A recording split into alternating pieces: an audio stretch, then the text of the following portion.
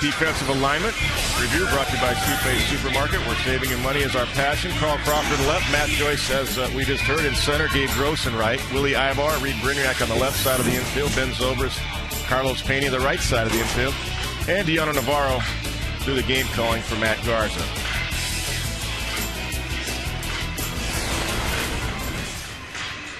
Joe Maddon's club right now 25-27. Joe's, the manager of the year last year, coming off that great season.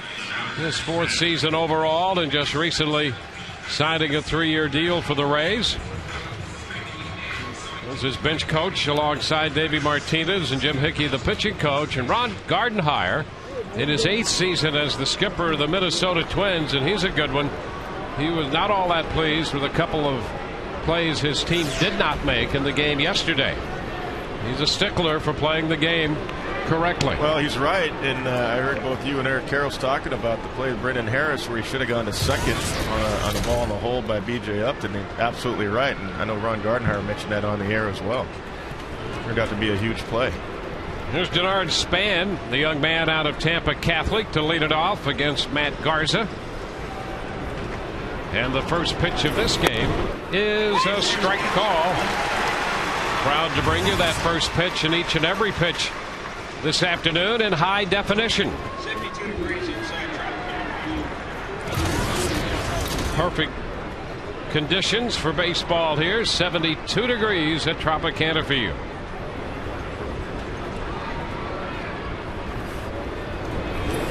Span hits it high and foul, well out of play. 0-2. It's a loud strike. Got in there enough that there's no way Span could keep that one fair. Not a lot of power, but does have 3 home runs. 300 on the nose with 22 RBIs. And to stop playing in front of family and friends during this 3-game series.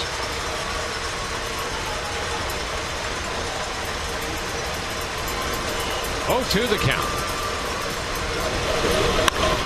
It's lined up the right side again, foul, and a nice catch down there, and another souvenir. That's why you bring that glove, so you can give that pretty little girl a souvenir. How about that? Did Joe Madden align the defense like that right exactly. there? Put him right there. They've obviously consulted Joe Madden and his charts. That's great souvenir right off the bat here. He's her hero. He does. 0-2 the count to Span. 1 ball, 2 strikes. Well, for Garza, his 11th start, 4-3 with a 365 earned run average, and the opposition hitting 200 off him. That's the very best mark in the American League in that category.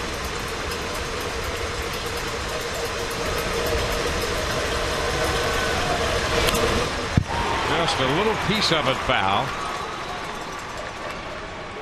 Yeah, a little bit too much plate for Matt on that 1-2 curveball. Like to get that ball down a little bit, but not too many pitchers have command of all 5 pitches. His 4-seamer, 2-seamer with the fastballs, the curve, slider, and change. But Matt Garza, when he's on, and he's on most of the time, has that. That's why the league doesn't hit him very well.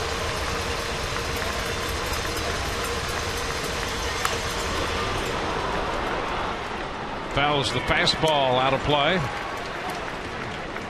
So Span working the count, extending it a bit, even down 1-2.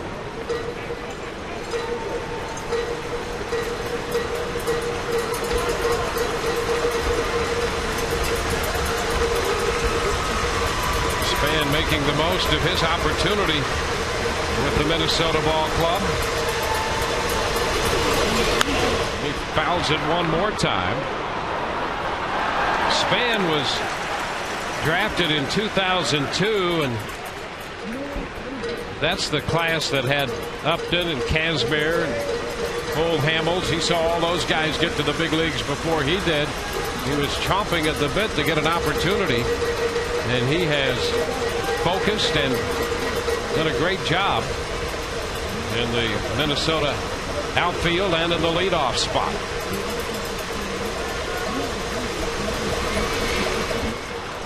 Pitch is down 2-2. I thought he had a great quote about that. He said, I looked around, all those other guys drafted the same year, and he said, I realized I shouldn't be worried about the other guys as much as I am worried about myself. That's right. It's natural, though. Everybody else is up there. What am I doing? But, you know, I also talked to Denard one time about it. Torrey Hunter is kind of his guy, is kind of his mentor. Kind of taught him a lot when he was here. Look at that. Another little piece of it foul. This is some kind of at bat because Garza's thrown everything at him. Slider, changeup right there. Well, that's battling right from the very beginning here with Garza and Span. It's going to be at least a 10-pitch at bat now. It's a 2-2 count. Matt's got that look like this. What a nuisance. Come on, let's go.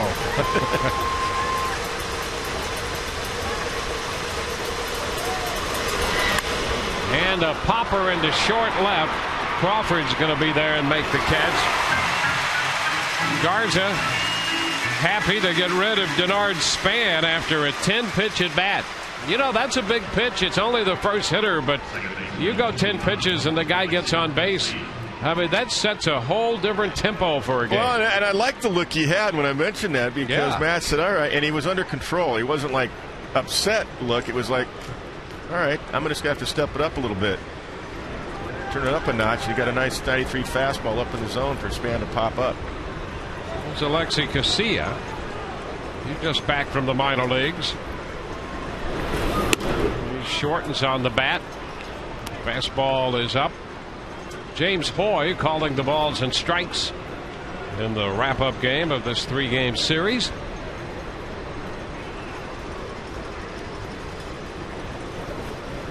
Now the 1-0. Fastball by him. We saw a lot of swing and misses yesterday. Yes. With David Price on the mound. 11 strikeouts for Price. The Rays staff had 15 strikeouts in the game. David getting his first regular season win in the big leagues. There's a bunt popped up, and it's a foul ball. Navarro couldn't get there, and Ibar coming in from third could not get there in time. So it's 1-2. Well, with the first 3 starters here with Shields and then a lefty David Price with his 97, 98 fastball and hard slider. Now Garza, who has a whole arsenal. Shields with the great changeups to go with his study. You've got 3 different looks that you're giving a ball to. That's tough on an offense. I'm talking about for the Twins. You don't have 3 guys in a row that are the same. Like when we saw Oakland in, those 3 lefties are pretty much the same type of guys. Ground ball, shortstop. Brignac gets rid of it hurriedly and makes a nice play. Reed Brignac to get Casilla, and Casilla can get down the line a bit. Brignac got it over there and made a fine defensive effort. Especially from the left side, Casilla getting out of the box. It's a great play, surrounding the ball, all in one motion, on the run, off the right foot, and throws a strike over there to Carlos Pena. That is a super play by Reed Brignac. He knew exactly who was running, and that he had to be quick with it. Yeah, we talked about this the other night in the first game of this series. I like this combination, absent Akinori, Iwamura, and Jason Bartlett. There's a breaking ball, first pitch strike to Justin Morneau. Brignac at short and Zobrist at second. And if they could keep that together in the absence of the Rays' normal double play combination, there'd be some consistency there and great effort. We saw one there by Brignac. Well, especially up the middle. I mean, that's your DP combo, your Keystone Cops, as I used to say. Those 2 guys have to work in sync. The timing of turning a double play isn't easy when you have a different second baseman out there every day, or a different shortstop for that matter. So you're right. I mean, that's the combo we saw Friday night, and I think that's the best defensive alignment too. But I know Joe has to mix and match depending on who they're facing. Pitch a little bit outside. It's 2-1. Well, the depth and versatility of this club really helped it last year when they ran into injuries, and they ran into a lot of injuries as well. Ibar played third last year in August when Longoria was hit by that pitch by J.J. Putz. 2-2 now, the count to Morneau. And Ibar is in there at third as Longoria is the DH today. 2-2. Swing and a miss. He got him with a high fastball. And it's a 1-2-3 inning. We'll go into the bottom half of the first. Rays coming in to hit. No score.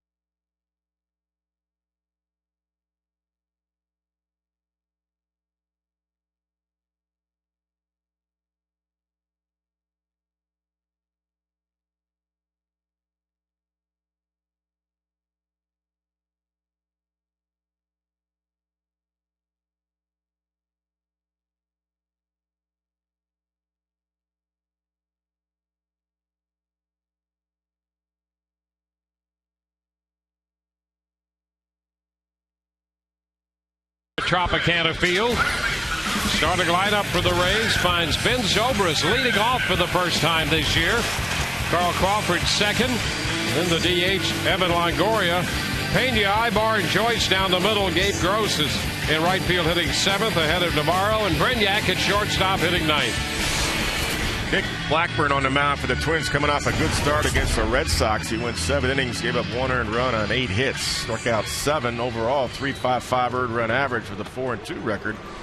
And he pounds the zone with strikes also. He's had several good starts in a row. Usually gets into the 7th inning. And when he's right, he throws a ton of ground balls. The pitch is outside to Zobrist. 1-0. Ben starting the day right now at .306 with 8 home runs. This one is low. 6 of those home runs coming from the left side of the plate for Zobrist, and he's facing a guy who doesn't give up a lot of long balls. Just 4 home runs this year. There's a bouncing ball foul. 2-1. Yeah, a lot of two-seamers, a lot of cutters. Mixes in a curveball. Changeup, 4-seamer to go with it. But Nick likes those cutters and those sinkers to get those ground balls. Pitch runs away. It's 3-1.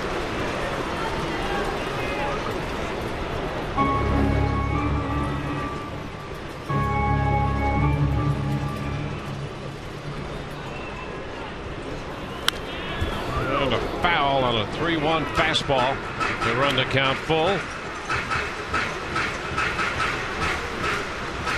Zobrist was at shortstop in the game yesterday. Had a run batted in with a base hit in the 4-run third.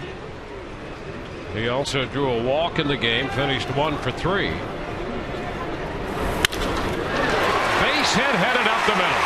He worked the count to 3-2 and singles into center. And that good sound squirted up nicely back to the box. Let's take a look at the Minnesota Twins defensively. In left field, Denard Span. Center field, Carlos Gomez. Michael Kadire in right. Around the infield on the left side, Brian Busher at third base today. Brendan Harris at short. Alexi Garcia at second. Justin Morneau at first. Mike Redmond behind the plate. And this defensive alignment review brought to you by Sweet Bay Supermarket. For saving you money is our passion. Well, here's Carl Crawford. Pitch is up. Crawford now with 3 home runs. Redmond's going to go out to spend a moment here with his right-hander Blackburn. The Geico quote of the day, Joe Madden on Carl Crawford. Such a tough out, rare combination of speed and power. just playing the best baseball that Madden's ever seen him play. One of the reasons he's healthier, I think, than he's been in a long time. Well, that's always key there when you're healthy. But I think the at-bats, too, that you and I both have talked about all season long, he really fights in his at-bats. I don't think I've seen him give any at-bats away at all this year. Pitch away, 2-0. Crawford here on Friday night was on 3 times, had 2 hits, homer and a single, reached on a fielder's choice and scored 3 runs. He had 3 hits, including the home run in the game yesterday, with a couple of runs batted in. It's 2-1. See, that's a good take right there. I mean, that's not a pitch he can really do something with, or hit in the gap, or square it up. It's a pretty good 2-seamer away, and he spit on it. That's a good take. A lot of guys would be chasing that. You get the ground ball and roll it over. Now he fouls one out of play.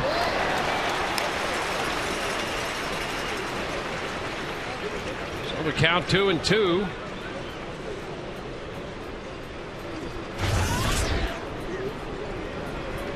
This right here, the 385, that's huge. Get that on base percentage over 380. You're doing the job, especially with his speed. Runner goes and stops, and a wave and a miss as Crawford went after that pitch and strikes out. That's the first out. Yeah, that had big time movement right here. Look at this pitch fading off the outside corner, down and away. Carl chased it in a 5-pitch at bat right there.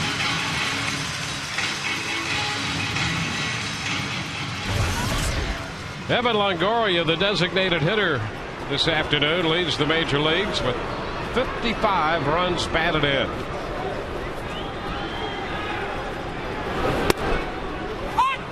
Strike on the outside corner. Longoria is on a pace for 171 runs batted in this year. I was going to say 55 RBIs. That's about a season for most guys, isn't it? Yep. Already. Last day of May. 1 ball, 1 strike. Last 3 games, 5 for 12, 1 home run, 4 runs driven in. The other thing is, yesterday that base hit to center field. That's the other thing. What he's doing. He's not pulling the ball all the time. He'll take the ball the other way, and that's why he's got 55 runs driven in.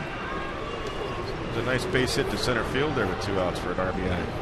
Now the runner's on the move, and the pitch is bounced foul to advance the count to 1-2. Longoria picked out a fastball here Friday night and hit it out to center field. Yeah, dead center field. Didn't try to pull it. Fastball pretty much down the middle, but he was so short with the swing, he squared it up and drove it right back to dead center for the home run.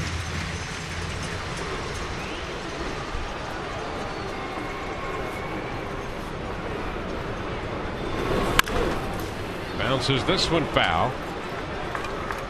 I thought he had a big hit in the game yesterday when Crawford was caught off first, technically a caught stealing on a caught stealing pickoff. And Longoria followed that up with an RBI single that kept that inning going. Yeah, that's the one I'm talking about, because it was a tough pitch away, and he went right with it and dropped it into center field. That was a huge base hit. 2-out run scoring single. Moved to first, and Zobrist was just about on the move the wrong way. Yeah, he was going. I don't think there's any question. Ben was going. And maybe he's not going now. Maybe he'll take it off.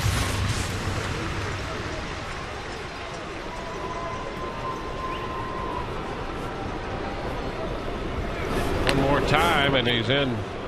Yeah, he had the one-way lead that time. One-way meaning one way back to first. That's what a one-way lead means. 1 on, 1 out, bottom of the first. Longoria fouls one. Holds the count at 1-2 strikes.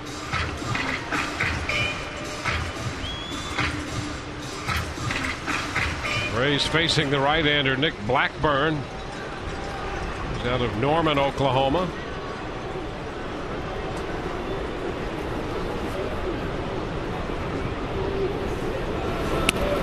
Now Now the count moves to 2-2.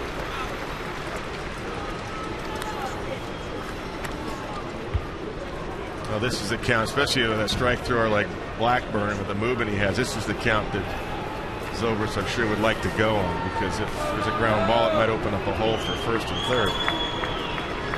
Not a hit and run, but a run and hit if he goes. And a ground ball chopped foul. Third base side. The count remains 2-2 here to the Rays' designated hitter.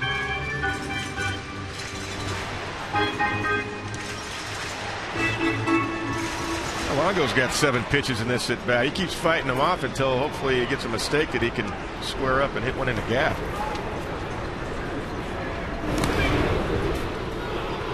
Another toss over there on Zobrist. The Rays have 82 steals. They've been caught 12 times. Well, the Rays over the last couple of years have had a pretty good running team. It's been tough to run against Minnesota. And another foul ball. Tough pitch running in on his hands, but Evan Longoria has to swing at that to stay alive. So he hooks it, gets another pitch to hit. And a reminder, we are simulcast in Espanol on the SAP. We're available. Ground ball toward the hole. Harris goes to second out there and over to first. Not in time. Zobrist forced at second. Harris to Casilla. That's why it would have been a good count to run on, just for that reason right there, because then Harris has to throw to first, and he probably doesn't get Longoria. This time, as opposed to what he didn't do yesterday, he goes the short way to second base and gets the lead runner. That's why with a sinker ball, you like to put them in motion 2-2 if you can, and a strike thrower. It brings up Carlos Pena. So Longoria is at first now.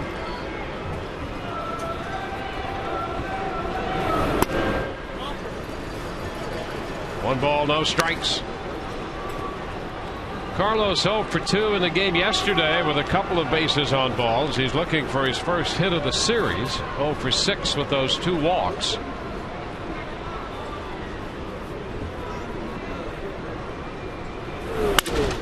And the liner into right field. Kadyr's there to make the catch. That will retire the side. A hit and the man left. Through 1, no score.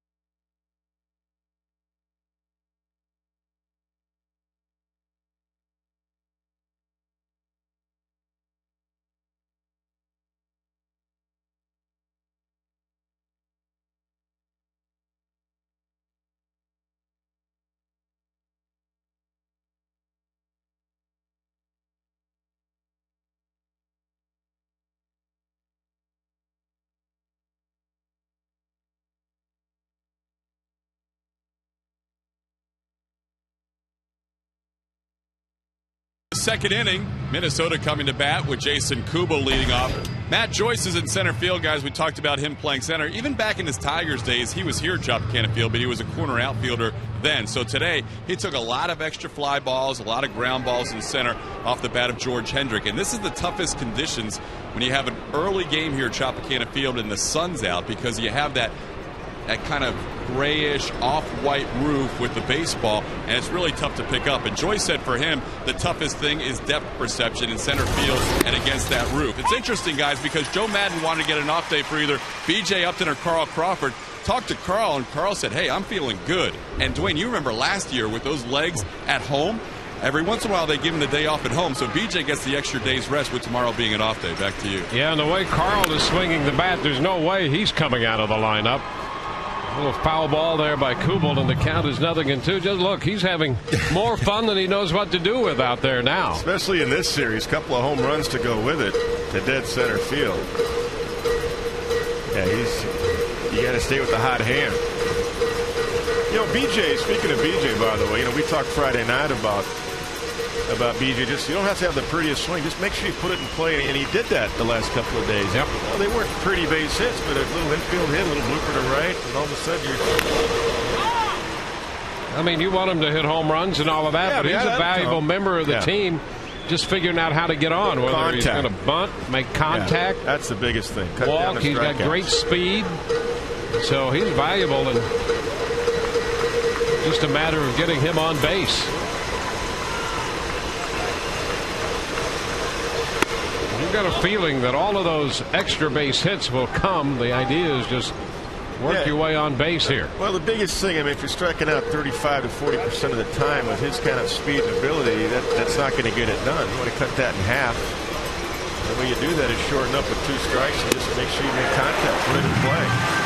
That's a nice pitch in on Kubel to pick up the second strikeout of the game for Garza.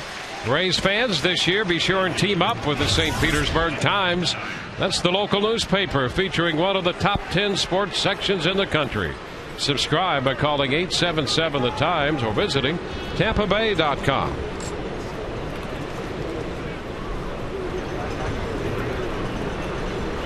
One away as Garza prepares to face Michael Kadire. Drops that one in there for a strike. That's just paint. Nice tight slider right there. 83 on the outside corner.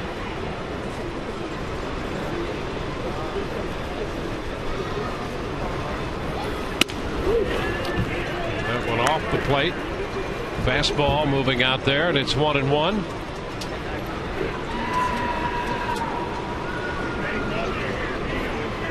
Kadire at 277 with 9 home runs on the year. Strokes this one foul. And that's actually one of the things you want when you go inside with a fastball like that. You want to get it in there enough where that's exactly the only thing a hitter can do is hit it foul. If he makes contact, give you a strike. That's a good pitch.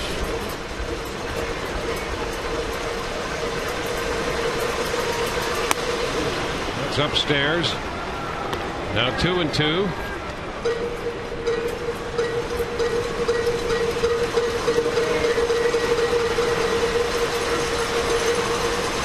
Rays with Matt Garza, the former Minnesota Twin, on the mound.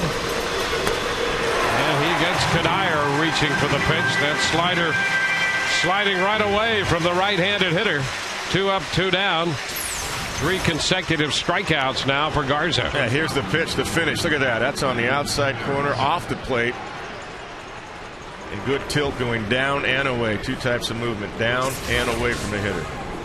Started him with a slider, finished him off with a slider, but that was all set up because he came inside with a couple of fastballs.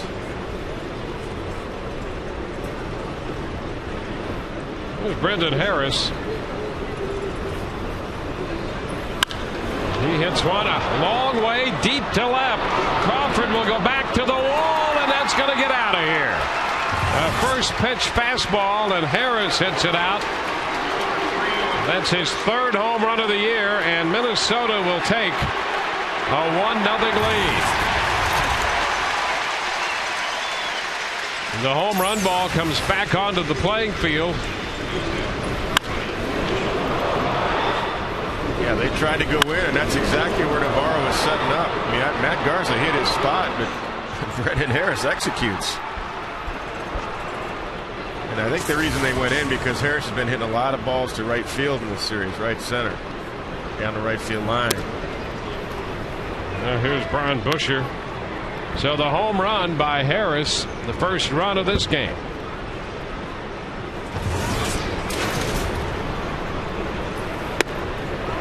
One and one the count to Busher. As you know, Brendan Harris, part of the trade that involved Jason Bartlett and Garza. It's a pop foul. Well, the Rays got Bartlett and Garza and Eduardo Morlon, young right-handed pitcher. It was Delman Young, Jason Pridey, and Brendan Harris who went the other way.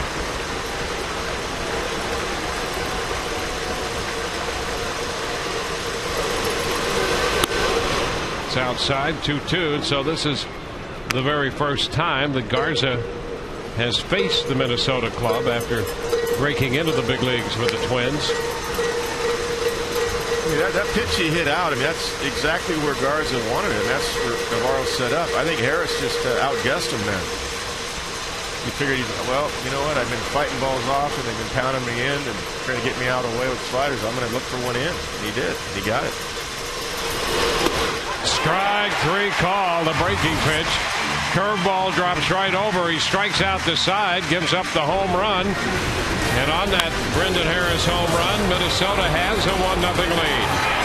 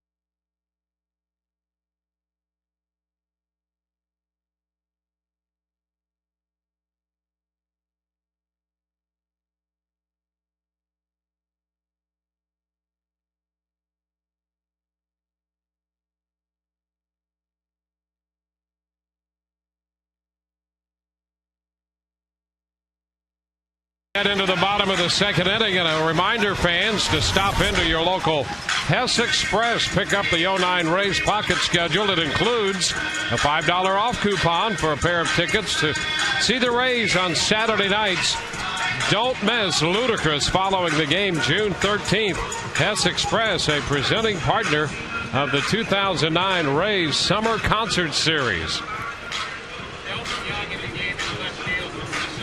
Twins are going to make a change. Delman Young is entering the game in left field. And Denard Span is going to go over to play right field.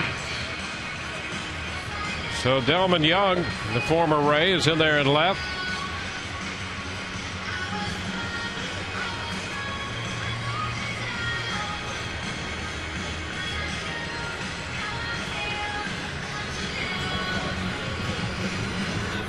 So we'll get word on this and pass it along as soon as we can. Kadire had been playing right field.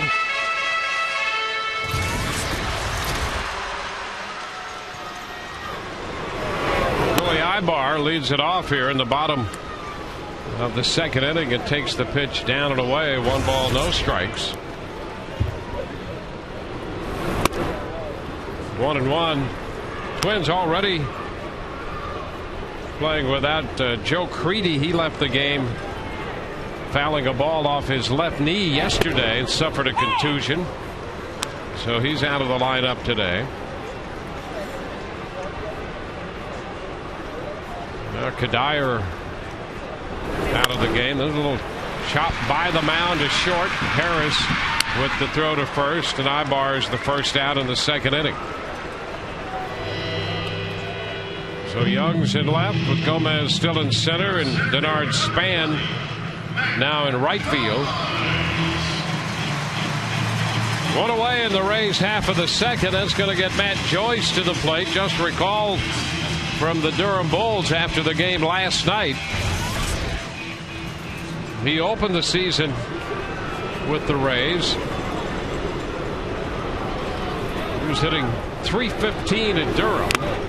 Takes a cut and misses. Strike one. He had that one hit with the Rays, and here it is, his first hit as a member of the Rays. Hit a home run in Boston. Yeah, 380 feet to straightaway right, and that thing went well beyond the right field wall. That ball was smoked in Boston, the first series of the season. 1-1 to count. He had been hot recently at Durham in his last 10 games for the Durham Bulls. He'd driven in 15 runs and was hitting .400 down there. He had 5 home runs to go with it overall. 27 RBIs. 2-1, and he rolls it to second. That's Casilla. The throw to first in time, and so Matt Joyce retired. 2 up, 2 down, a couple of ground balls. If you're traveling and can't catch the Rays, you can always catch the game on your computer with MLB.TV, the ultimate baseball experience featuring 100 out-of-market games per week live right on your computer. And catch those games you missed on demand. For more details, visit RaysBaseball.com, where baseball is always on. Gabe Gross getting a start for the Rays in right field against this right-hander. He's up here with the bases empty and 2 outs. Takes a breaking ball. First pitch for a strike. Rays got a base hit to start the bottom of the first from Ben Zobrist. He was erased on a fielder's choice ground ball. The Rays left a man on in the first. 2 up, 2 down here in the second inning. Minnesota got a run on the home run by Harris in the top of the second.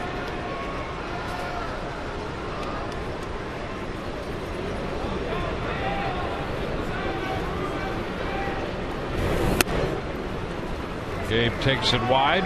It's 2-1. Blackburn not happy with himself that he got behind the count right here. He's got pretty good movement today, like usual. He's pitched very well all season long for the Twins.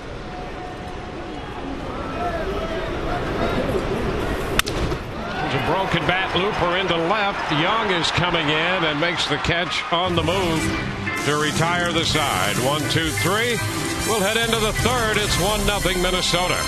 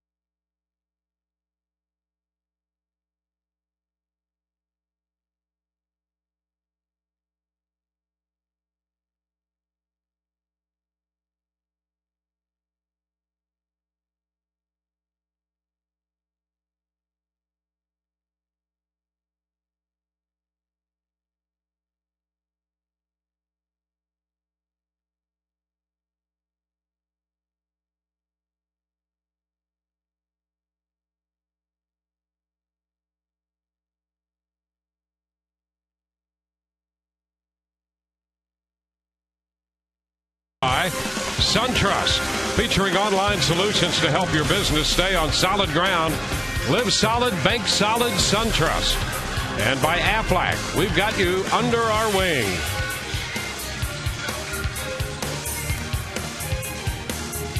It's a Kids Sunday here at Tropicana Field.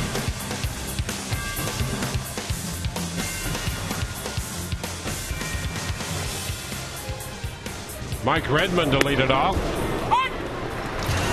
Pitch is a strike.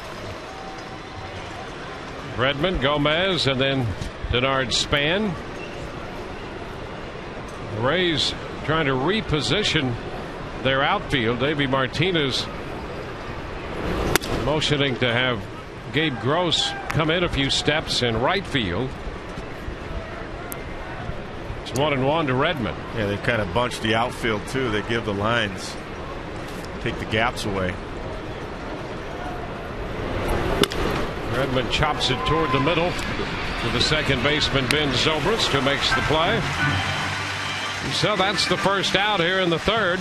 Experience a Rays game from the all-inclusive Whitney Bank Club, offering extraordinary seating and luxurious lounge and dining areas. The Whitney Bank Club features an upscale full menu buffet and inclusive drink options. Call 888-FAN-RAYS or go to RaysBaseball.com for more information. Here's Carlos Gomez.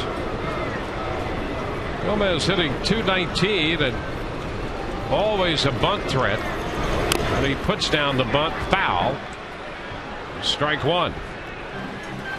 For that reason, Ibar was in a couple of steps at third, but he'll challenge even the corners being in. And that should be Carlos Gomez's game, because he can fly. He's only hitting .219. He's been pretty much of a free swinger, and I know Ron Gardenhire tried him leading off last year, but just didn't get on base enough. Didn't show enough patience at the plate.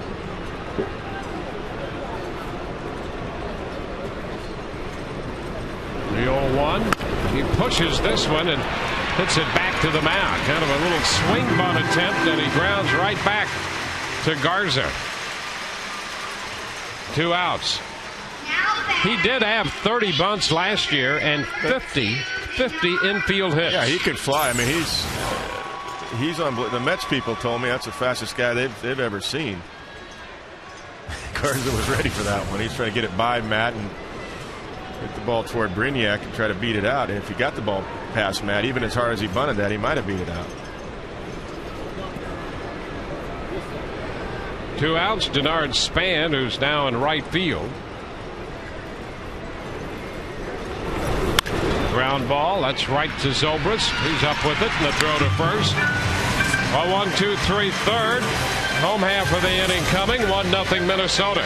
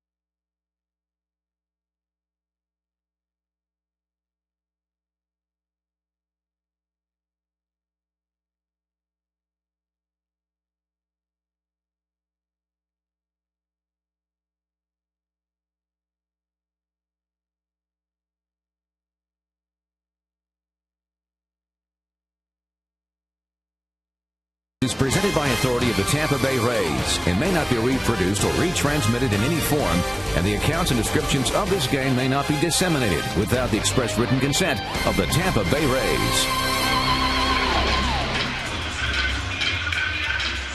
Reminder, baseball fans, the $250,000 Mustang Money tickets are on sale right now. Register your non-winning tickets now through June 11th for a second chance to win. Second chance prizes include the 2010 Ford Mustang V6 convertible, an ultimate Florida baseball weekend getaway, or $100 gas cards. Visit FLAlottery.com for details. Strike one to Deanna Navarro. The bottom of the third is underway. Navarro, then Brignac and Zobrist facing Nick Blackburn. Harvey lifts it into center. That ball's got a chance to fall, but Casilla is out there from second base. Little hang time on that one, and Casilla got out there to make the grab. That was the only guy that could have got to it. It did look like it was going to fall when Navarro first hit it, but Casilla got a good read on it. Great jump right away, going over his right shoulder. Casilla is just back from the minor leagues. He had struggled at the plate early and had carried that into the field with him, and so they sent him to Rochester just to kind of clear things out a little bit. And he just rejoined the club yesterday. Yeah, and Casilla said it was good for him. He was hitting over 300 down there. He was stealing some bases. Brignac cleared his mind. The Twins will do that. They don't hesitate to make that point that if you're struggling at the plate, you can't take that to the field with you. Well, you know, Casilla said the guys in Rochester were having fun and playing hard, and he said, I realized I had to clear my mind. Ron Gardenhire was right. You know, I was making too many mental mistakes. You know, it's interesting because as great as Jason Bartlett has been with our club, here he came up with the Twins and went through a similar situation where he was in the big leagues. There's a base hit for Brignac. Gomez comes up with it as Reed makes the turn. And they sent Bartlett to the minor leagues, and it's never fun to experience that. But Jason had said afterwards, looking back, that was the best thing that ever happened really to him in terms of baseball and realizing what he had to do to establish himself. Yeah, Gardenhire told me, he goes, I did not want him in that deal, Kevin. I did not want him in that deal. I got to tell you, I was not happy about that he was put in that deal. Well, it's hard to imagine if you've got a guy like Bartlett, you'd ever give him up. I said, oh, sure, you say that now. That's a strike to Ben Zobrist.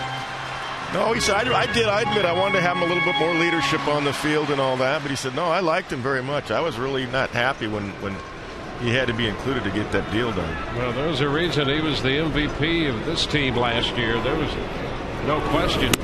I thought it was interesting that the local writers voted him the team MVP, and they took heat from other writers around the country about that selection. But, you know, all of those guys around the country didn't see Jason Bartlett play every day. You don't follow the team. Yep. You know, when you're across the country like that, you don't follow it enough every day. People here every day know what's going on better than anybody that does national games or anything else. That's no disrespect. I mean, I was a national guy, and I got to tell you, I didn't know how good Jason was and the intangibles that he brings in the defense until you see him every day for 3 weeks in a row. Yeah, he's a special player. There's no question. And the Rays really miss not having him in the lineup.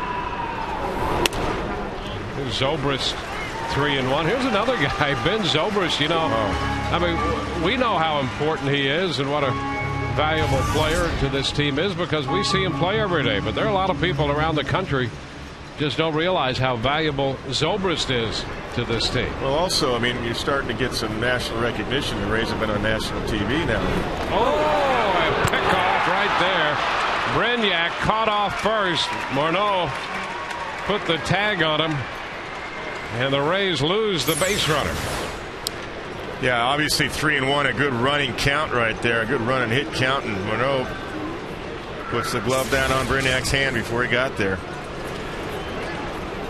So that erases that base hit. Ground ball over the mound to short. Harris scoops and throws.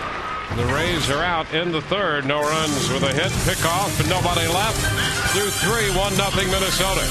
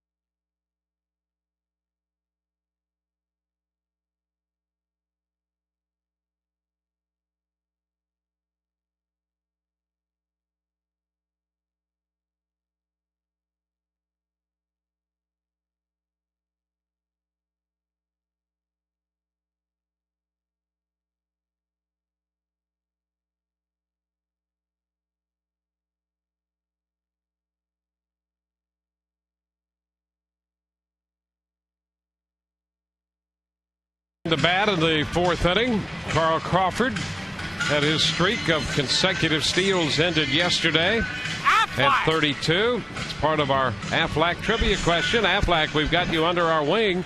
Before yesterday, when was the last time Crawford was caught stealing? Caught on the pickoff, caught stealing yesterday. Alexi Casilla is going to lead off here in the fourth. He's their number 2 hitter. Shows bunt and takes the pitch for a strike.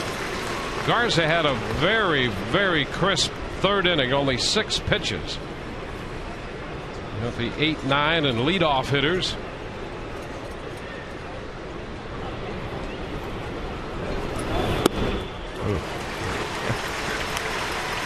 Good backing ball, huh? That is a good curveball. 43 pitches, 32 per strikes. He is just pounding the zone. Over 75%. Look at this. It's a 12-6 curve. That's a hammer right there.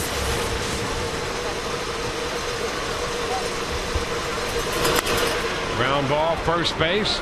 Pena will make the play unassisted, stepping on the bag. And that'll be the first out in the fourth inning.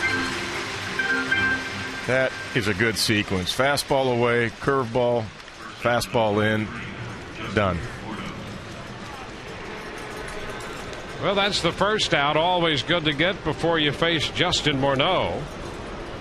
Garza got him on a high fastball. Went 2-2 with him in the first and threw a high octane fastball up out of the strike zone. That's a strike. He got him to chase it the first time around. That's huge right there. First pitch strikes 10 of the 12 batters he's faced. Pitch down, he held, and the count is 1-1. Joe Mauer not in the lineup today. Morneau playing all 3 games. You can see coming into this series in our Toyota trend, Mauer and Morneau combined 7 of 16 in the series. There's a chopper deep first. This time Garza covers, taking the toss from Pena. So 2 outs here in the fourth. That wasn't even his best curveball, but his stuff's been so nasty that Morneau chased a high breaking ball. And Garza right away busted his tail over to first base as the ball was deep to Carlos Pena at first, and he had to make the flip.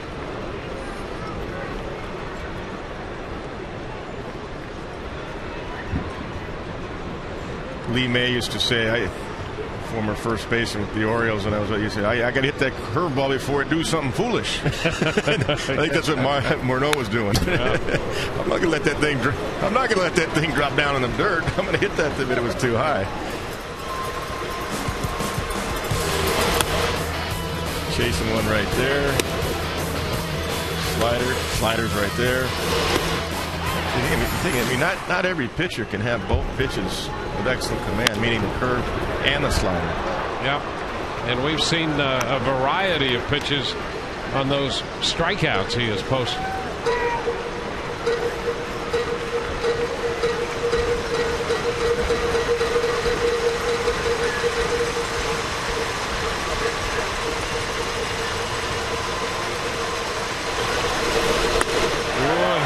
Kubel to chase one that time.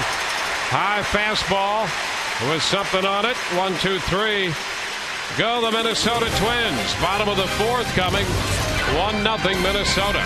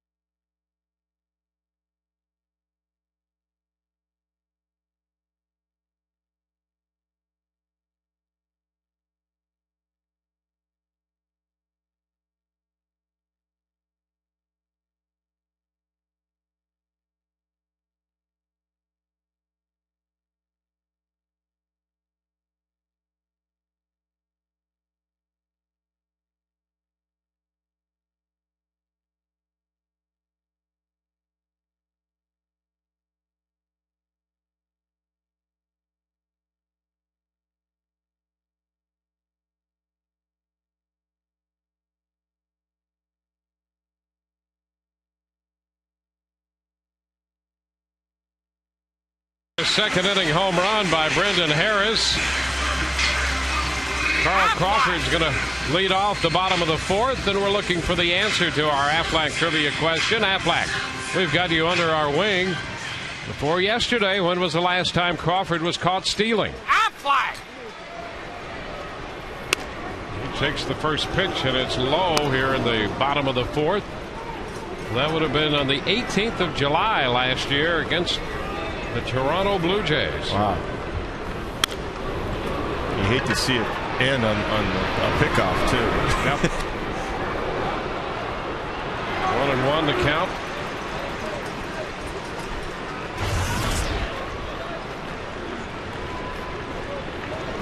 Some big hits in this series. 5 for 9. A couple home runs.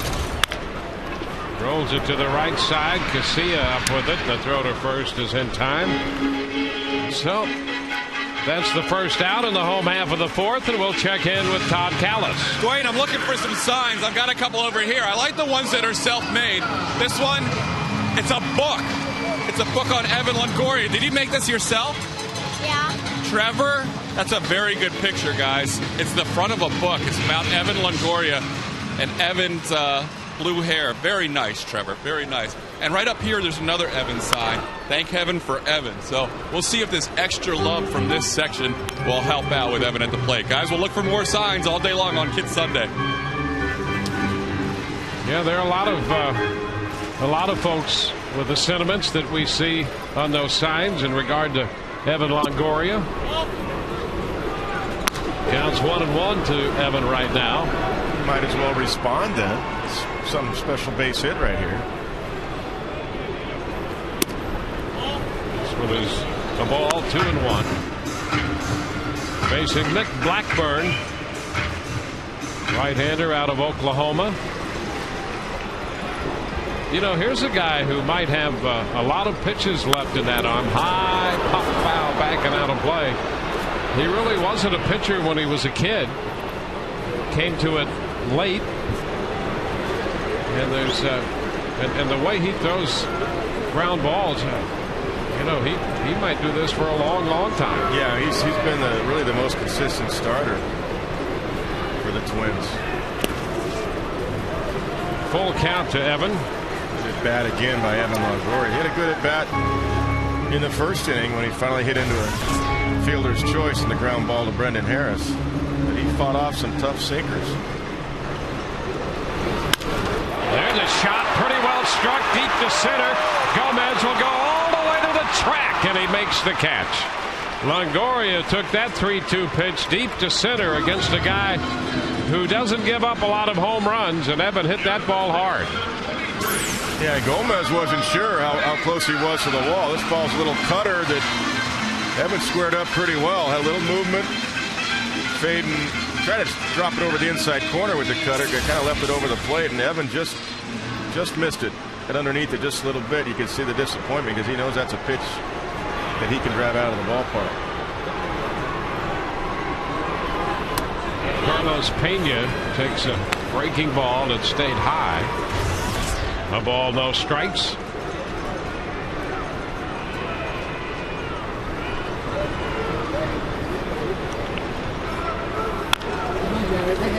One and one.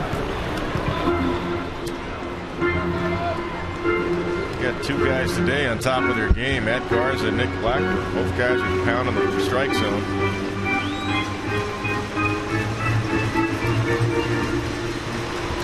Nick's just changing speeds extremely well. A little on, take a little off. Piece of that foul at the feet of the catcher Redmond. The count is 1-2. Rays wrapping up this series against the Minnesota Twins. They've taken the first two games. They won Friday night 5-3 and won game 2 yesterday 5-2.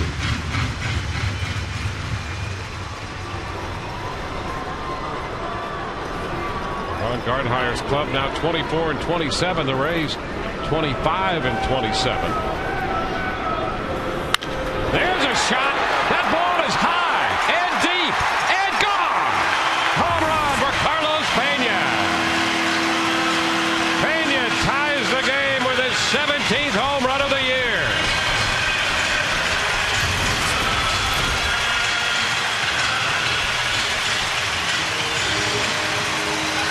Carlos leads the American League in home runs, and he has just tied this game for Alltel Wireless. There's a circle for everyone. Call 5, 10, or 23 numbers on any network with My Circle exclusively from Alltel. Now Ibar, Willie takes the pitch for a strike. Well, a couple of solo home runs in this game, and Pena hits one out to tie it. Willie did go after that one. He tried to hold up, but that's a strike on the appeal. Down the third base side, Jerry Meals. You know, Pena's just a smart hitter. I know the batting average isn't real high right now, but he was looking out there. That was a 1-2 two-seamer, and he went out and got it. That was not a bad pitch. That's just a smart hitter looking for something and being able to get it, even with 2 strikes. Pitch away to Ibar. And with the way Carlos is able to load and use his legs and has that slight uppercut, he's able to get it airborne. I mean, as you said earlier, this guy doesn't give up home runs. Now 2-2. Longoria hit the ball well to center, and then Pena got under that one enough to lift it out of here.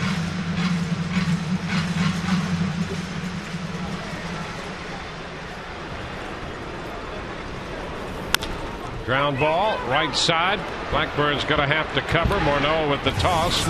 That retires the side, but not before the Rays get the long ball from the bat of Carlos Pena. We are through 4, tied 1-1.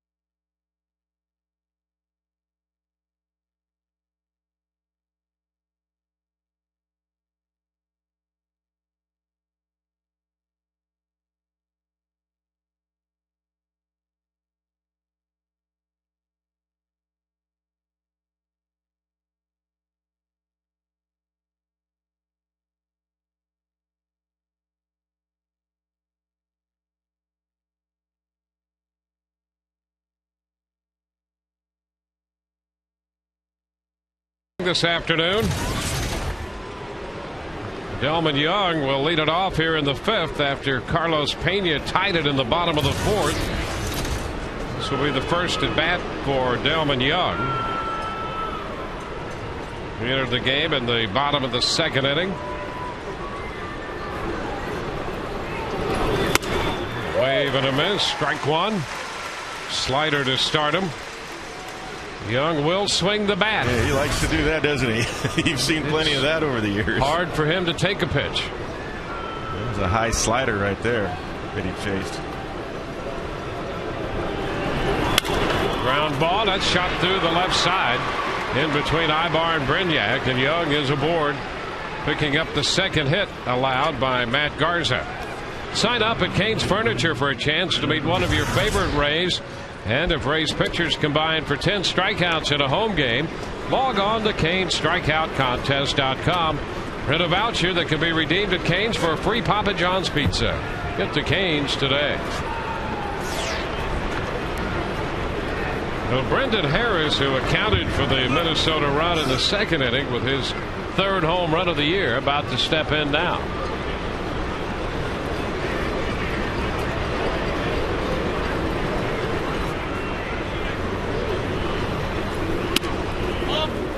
Pitch is outside. Got a fastball in. That's where Navarro set up. And Harris hit it out of the ballpark. And he's just looking at it. I think he's looking for a fastball this time, too, because he took that breaking ball first pitch by Garza and just didn't even flinch at it.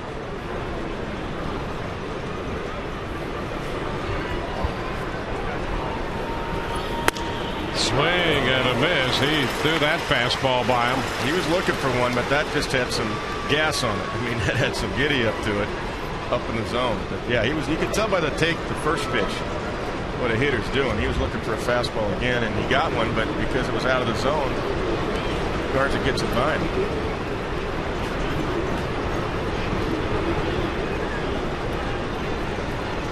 Now he might go into contact mode and try to shoot the ball the other way.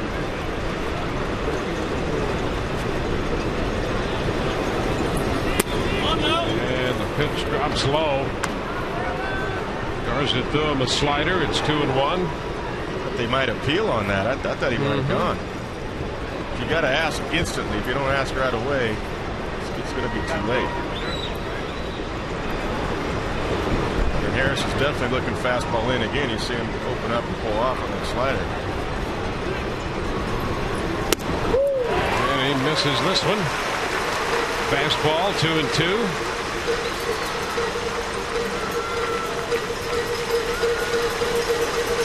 Twins have had two base runners, Harris the homer and Young the base hit to open this inning.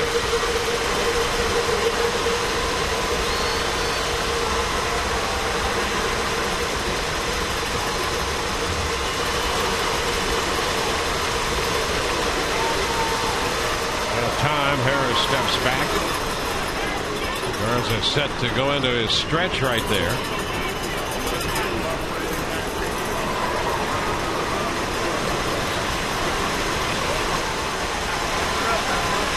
A little tap, third base side. Ibar will go to second, out there, over to first. Not in time. Harris just beat the play in. Ibar down to Zobrist at second base. So they get the lead man. Yeah, nice play to get the lead man. Good quick feed. Ben Zobrist does the best he could to turn and just does. Brandon Harris just does beat it by about a half step right there. Bang, bang. Ball wasn't quite hit hard enough to make the turn and get two, but excellent effort. So Harris takes over at first, reaching on the fielder's choice. Brian Busher is caught looking on a curveball back in the second inning. Fouls a fastball out of play, the opposite side. Strike one.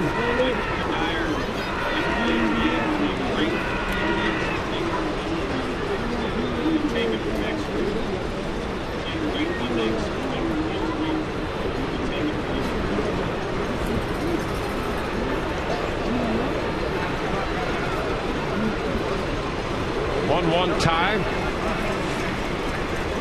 Harris over at first.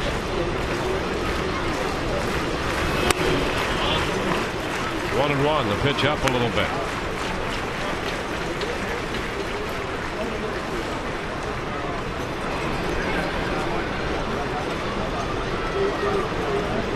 Tom Foley in the background there, moving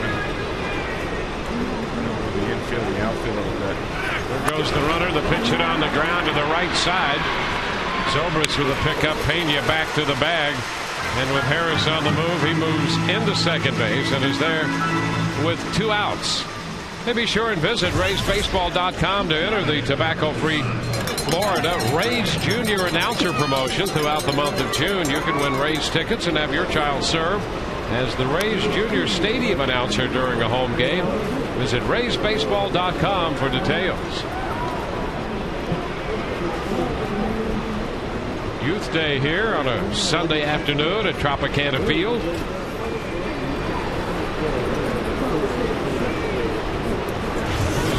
Mike Redmond.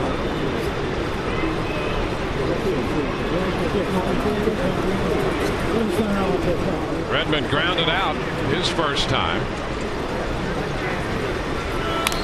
The foul ball back. You know, it's in a way fitting that we'd have Youth Day with these two teams. You know, the Rays the last couple of years, one of the younger teams in the league, and Minnesota started this year as the youngest team collectively in the American League. And two very astute managers to mold young players. Little tap, not hit very hard. Brignac makes the play. Redmond, the catcher, running, and that gave him a little extra time. It's still a nice play by the young shortstop to retire the side. We go to the home half of the fifth, tied 1-1.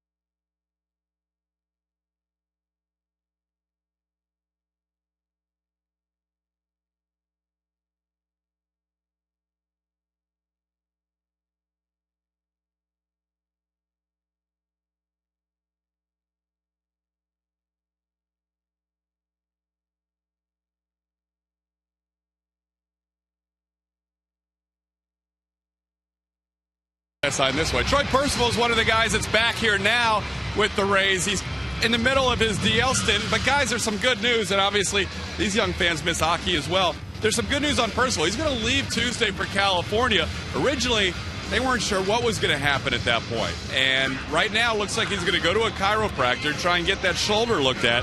So at least there's a motion in place that he may try and make a play to return. We'll see. But at least he's going for the first stage of that, where he's going to go see a chiropractor in California. So he'll be leaving Tuesday. We'll see what happens from there, guys. All righty.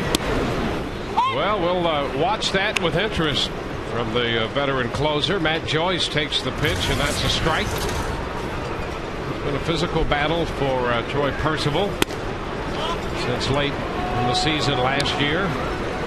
Yeah, and the thing is, I really believe he was throwing better with the fastball. He started hitting 92, 93, but using the changeup is going to help him if he does return.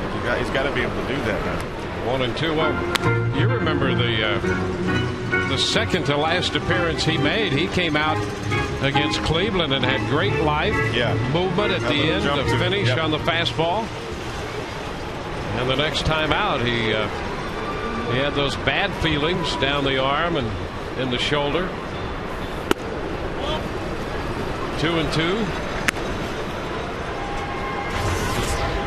Joyce in the lineup in center field for the Rays, just rejoining the team after spending the first few days. Oh, there's a shot by Joyce, and that baby's out of here. That did not take long. Matt Joyce, who the first time with the Rays picked up his first hit in a Rays uniform in Boston, hitting a home run. Well, here's another one, and the Rays take the lead 2-1.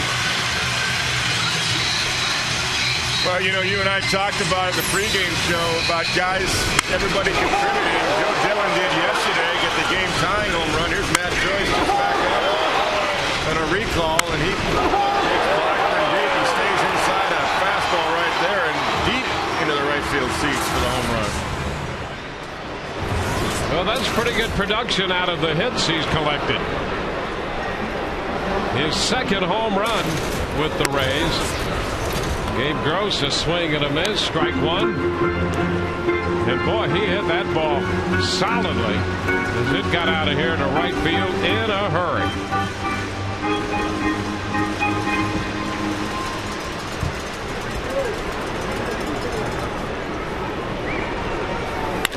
There's a shot into right field off the bat of Gross, back to the wall, and a leaping catch by Denard Span to take an extra base hit away from Gross. Span, an outstanding leaping grab against the wall. And that is out number one. When I first saw Denard Span last year come up with the Twins, he was a highlight reel. I mean, I saw this every single night on TV. This guy made some kind of defensive play, and he took one away big time from Gabe Gross. Timed it perfectly, too, with the jump. He knew exactly where he was. That's the Progress Energy's energized defensive play, and quite a play it was. The energized defensive play brought to you by Progress Energy. Getting back in left field, moving back. Yeah, really. Kadire left with the injured right index finger.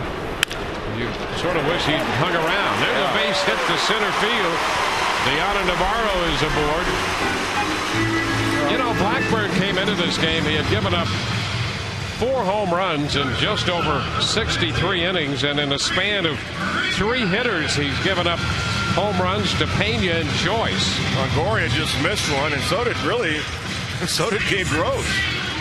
And that ball for sure was a double, but it was only about a foot from being a home run also toward the top of the wall. Of course, that double that Span saved probably saved an RBI too. Not that you pitched the same way with a runner at second and 1 out. Some people always say, well, you saved a run. But Navarro did get a base hit with nobody on.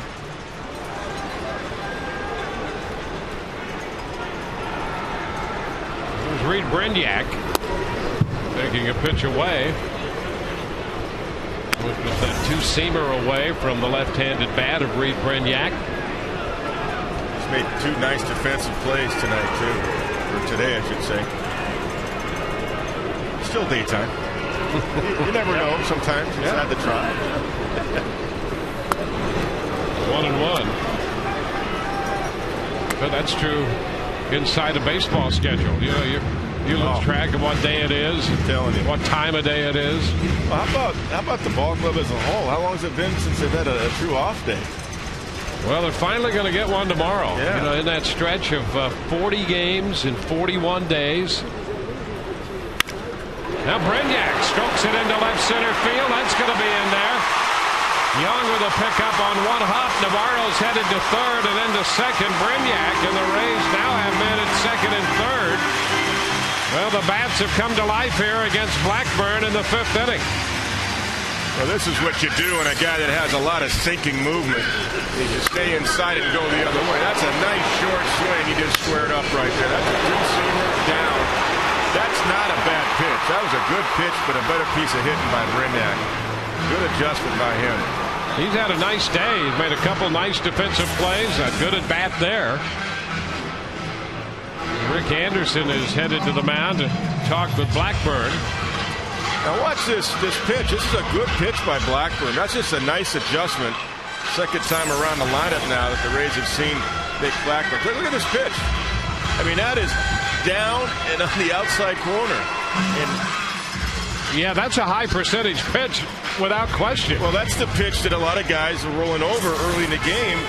And Reed Brignac said, I'm going to get that sinker and I'm going to stay inside it, not break my wrist, and I'm going to go to left field with it. And that's exactly what he did. Great piece of hit.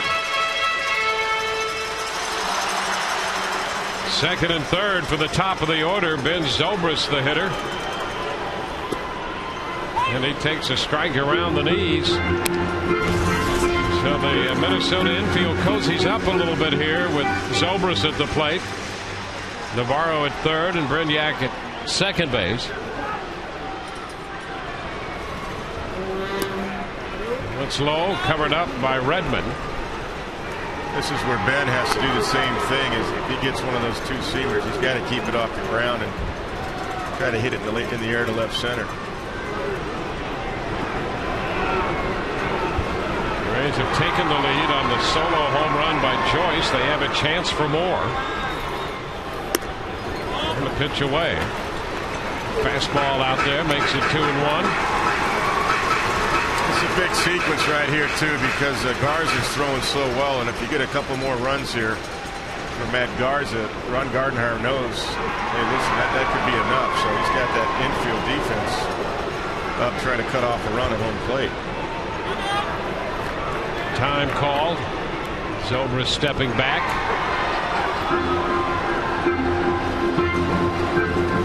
And you do manage that way depending on how the guy's pitching against you. Normally you don't like to give up 2 runs here in a fifth if the ball gets through the right side. 2-1 and a line drive caught by Harris, a low liner. He hit the ball well, but unfortunately for the Rays, right at Harris, a low sinking line drive. That was the right idea that we were talking about. Use the field, try to get it in the air, go the other way, and Ben squared it up nicely. Can't guide it. Nothing you can do right there. That's just a good piece of hitting and bad luck. So the infield drops back with 2 outs. Men still at second and third. Here's Carl Crawford. He takes one low. Crawford has struck out and grounded out. Of course, with his speed, anything's possible once he makes contact. Yeah, and Carl's got to do the same thing because he's been chasing some sinkers away. One time he rolled over, one time he struck out. Pitch is low. 2-0. Yeah, the pitch that got him on strikes in the first was like a super sinker that just ran right away from him. That was a real tough one. That one had the most movement of the day for Blackburn. A breaking ball that stayed outside, up and outside. Well, and Longoria on deck's had 2 really good at bats. Nothing to show for it yet, but he's seen the ball pretty well off of Blackburn. Fought him off in the first inning before he hit the force out, and then he almost homered in his last at bat. And a strike.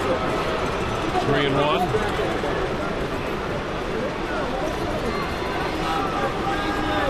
Rays got a run on the Pena 4th inning home run. Another run in the 5th on the home run by Matt Joyce. 2 men on in scoring position with 2 outs and a 3-1 count to Carl Crawford. And there's ball 4. Blackburn very cautious with Crawford, walks him. The bases are loaded, and Evan Longoria is the hitter.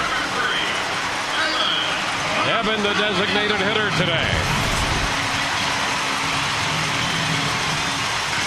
Pretty good numbers with the bases loaded. 55 runs batted in for the year, leading the major leagues.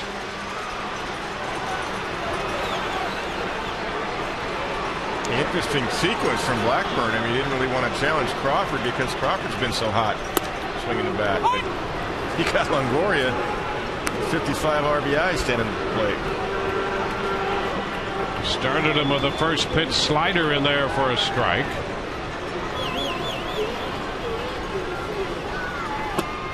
This one off the plate.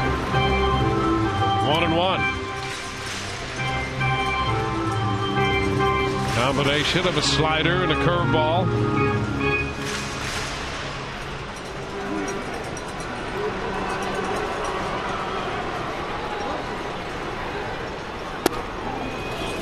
Two balls and a strike. Where Evans been so good this year, going the other way when he needs to, when they stay away from him. Putting balls in the gaps in right center, home runs to dead center.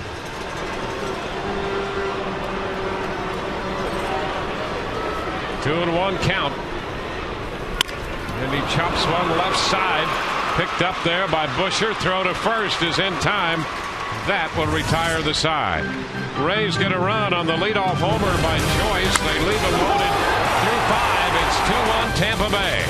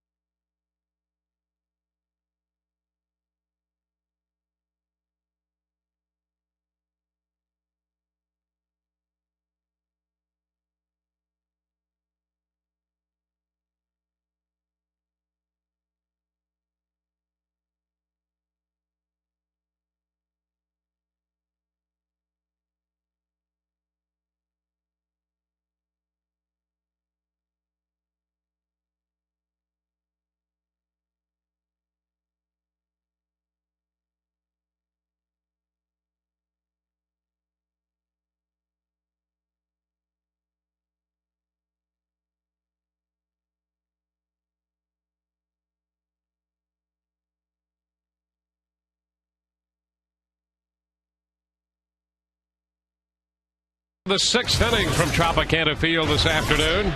Matt Garza and Nick Blackburn hooked up in this one. Carlos Gomez will lead off the top half of the 6th, as you see the line on Garza. Gomez tried to bunt his way on in the 3rd, thrown out by Garza. Takes a full cut, lifts a pop fly to right. Gabe Gross is there, putting it away. 1 pitch, 1 out here in the 6th. Let's take a look at our Firestone leaderboard. The opposition 198 against Matt Garza. That's the very best in the American League. Even better than Zach Greinke, whose earned run average is under 1. He's been unbelievable, Greinke. He's pitching today, and that's good news for the Rays because they'll miss him. I saw that. When the Kansas City Royals come to town, starting that series Tuesday night. I was thinking the same thing this morning when I saw he was pitching today. 1-0 the count to Denard Span. 1-0.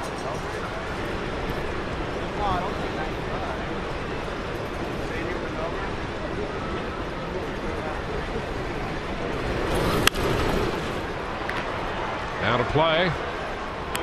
Takes the count to 1-1. That catch Span made saved a potential huge inning against Blackburn, taking that double away from Gross. Yeah, the Rays did everything except score after the home run by Choice.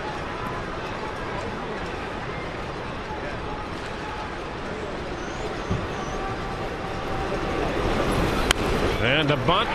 Pretty good one. Tough play. Throw to first. Not going to be in time. Ibar did everything he could, but Span has bunted his way on, utilizing his speed. Don't forget, Rays fans, this season team up with the St. Petersburg Times, the local newspaper, with one of the top 10 sports sections in the country. Subscribe by calling 877 The Times or visiting TampaBay.com.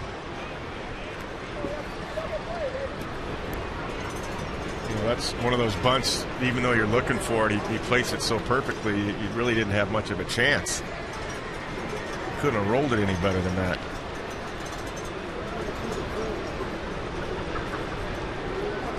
Alexi Casilla at the plate.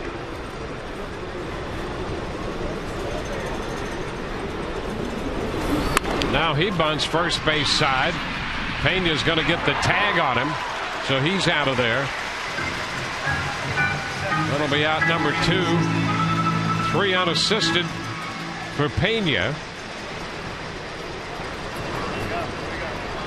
Casilla awarded a sacrifice on that bunt. Span moving into second. Justin Morneau now. I think you take that from Casilla. You kind of say thank you. I mean, I know he's trying for a base hit, but you'll take that out, even though you got Span in scoring position. But you'll take that with a base open and 2 outs with Morneau up there. Morneau is struck out and grounded out to first.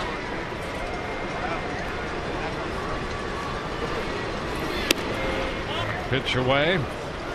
He has 46 runs batted in. He's 3rd in the American League in runs batted in.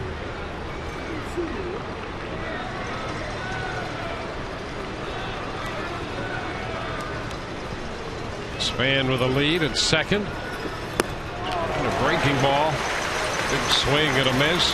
Garza used a lot of hard stuff with him and then dropped that breaking ball in there. Yeah, he got him on a curveball in the 4th inning on the ground ball to first, but yeah, he had a good high fastball he chased in the 1st inning. So Morneau is just trying to sit on 1 pitch before it gets to 2 strikes. And that curve was so good, even if he was looking for it, the bottom dropped out of it. Fastball, and it's 1-2.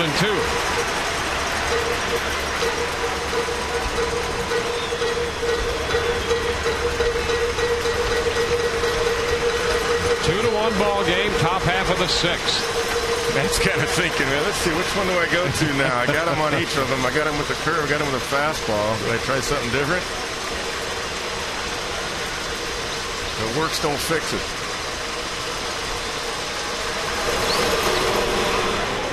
Pitch down. Came with a slider. I had a feeling he's going to throw a slider. He's got such good break on the curveball. The lefties today. I said if it works, don't fix it. I thought he might go back to it. That overhand curve.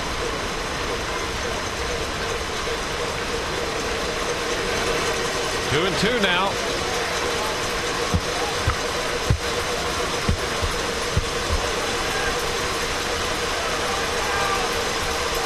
The pitch.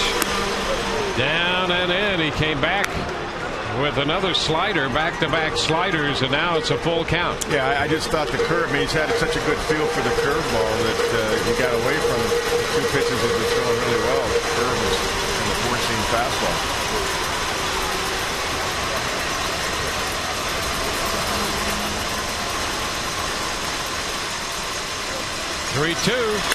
Ground ball off a breaking ball, and it's a base hit into center.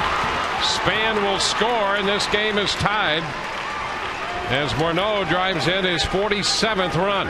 It's a 2-2 ball game. Yeah, it didn't change the eyesight. See, too many in a row for me. The two sliders were not necessary, and then he comes back with the curve that I thought he should have thrown earlier, but because he threw two sliders, Morneau's looking down there. And he comes with the curve, which is a little bit slower than the slider, about 11 miles slower. He's able to shoot it right up the middle. It's almost like throwing a changeup after a breaking ball. Exactly. Yeah, I didn't like the sequence. Now Jason Kubel.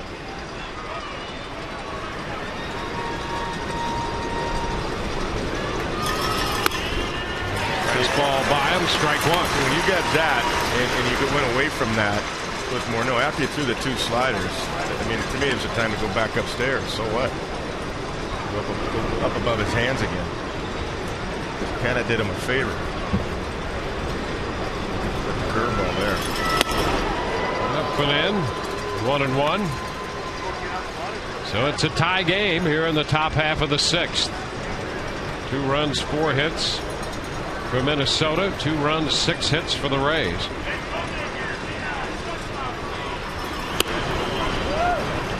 Two and one. Rays got a run on the homer by Joyce in the 5th and left the bases loaded. I don't know that this is true, but it seems that every time you leave the bases loaded, you give up at least a run in the next inning. Yeah, it is. I mean, that was a huge that line drive by Zobrist right at the shortstop. Brendan Harris was huge out. 2-1 and a little dribbler the other way foul. 2-2. But now you just have to save it. Okay, it's a tie game. The Gardner stuff is just too good. You just got to save it. The offense go back at it at the bottom of the 6th.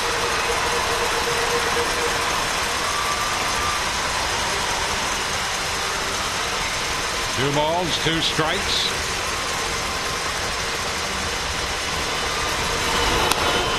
Upstairs, a fastball. 3-2.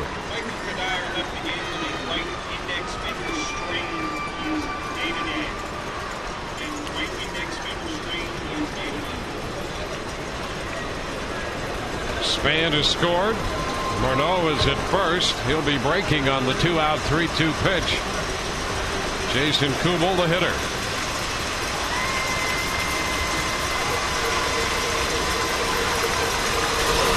And he lays off a fastball up and away. That's the first walk given up by Garza.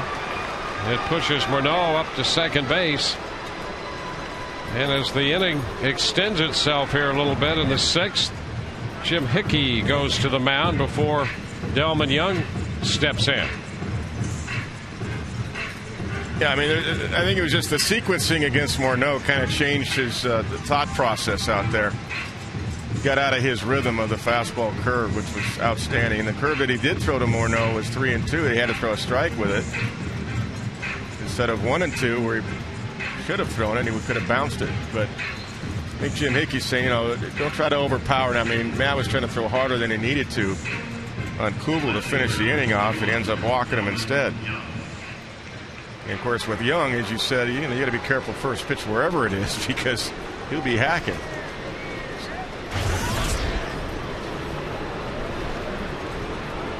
Young singled in the 5th. That's been his only at bat in this game.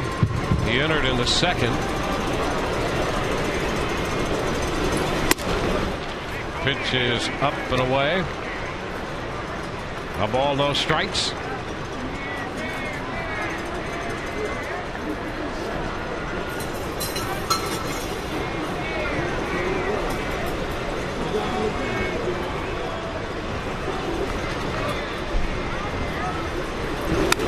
He fouls the fastball right back. He's ready for that pitch, isn't he? He is. He's up there looking fastball, and he'll adjust to anything else, and he'll attack just about every pitch.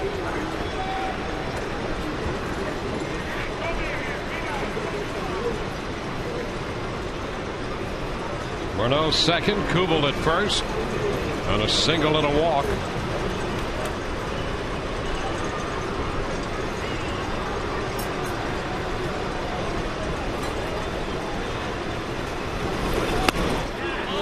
Takes that pitch as it moved down and away.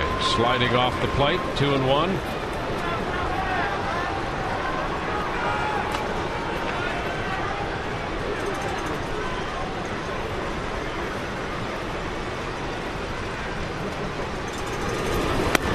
And he just missed wide. So Young has taken a couple pitches here. Yeah, a couple sliders in a row. I like the call on this one, doubling up with the slider. That was a pretty good pitch. Morrow trying to get a little help there, the home plate umpire, James Hoy, but he didn't bite him. That's a good call, though. 3-1. Swing and a miss. Fastball. Young a bit late, checking to see if the pitch was up out of the strike zone. Checking with James Hoy. It was 94 miles an hour. Everybody moving. Of course, Navarro reminding the infielders to play is to first base because the runners will be on the go. 3-2. 2 outs. Third consecutive full count he's had on a hitter here in the 6th inning.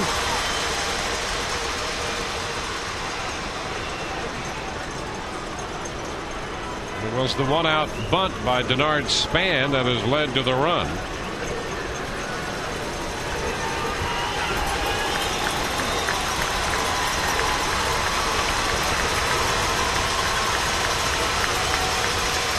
Now the 3-2.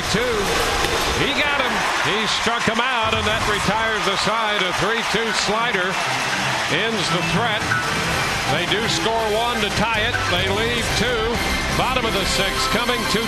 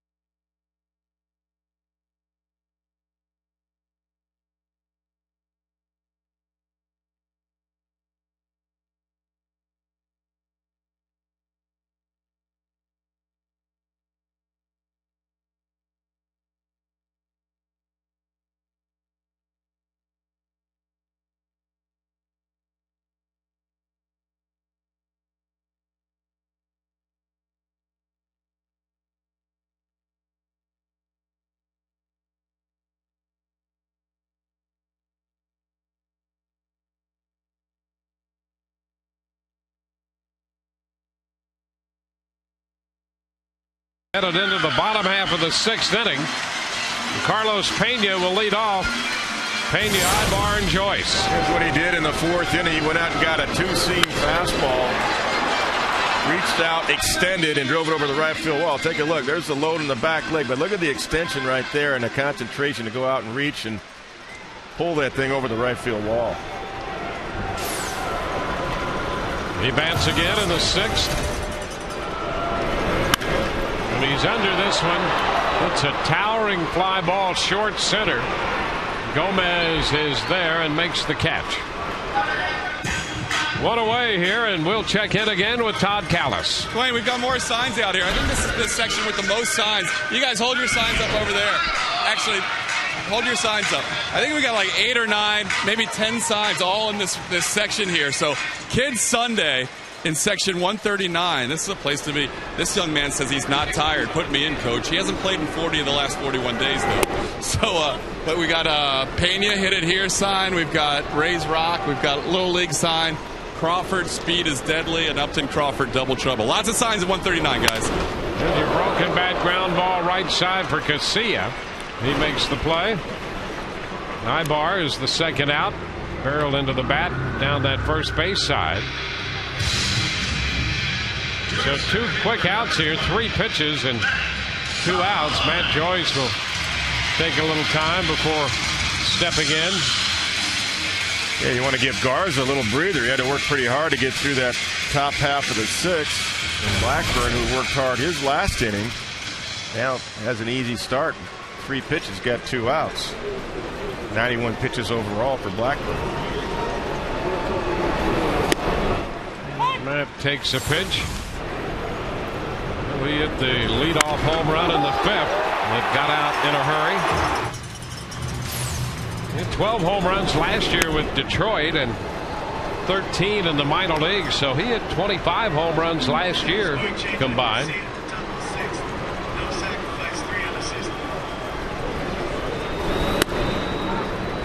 Doing 1 now to Matt Joyce. Sean Hinn is up in the bullpen for Minnesota. Pitch count in the mid-90s right now for Blackburn. And a chopper over the mound. That'll be charged by Harris. Throw to first. That is not in time. Joyce has himself an infield hit. That extends the inning as Joyce beat it out. And that's big to extend the inning because it gives Garza a little more time to gather himself on the bench. And it puts the pressure on the pitch count for Blackburn. Nice effort. Brendan Harris. Matt's smelling base hit right away. He's looking right through that bag, and he got it. Joyce aboard with 2 outs, and Gabe Gross steps in. He got hold of 1 in the 5th inning, but Span made a great leaping catch against the right field wall. Strike 1. Denard Span, he started the game in left. And not by design. He's playing right field. He's out there only because Kadire hurt his right index finger.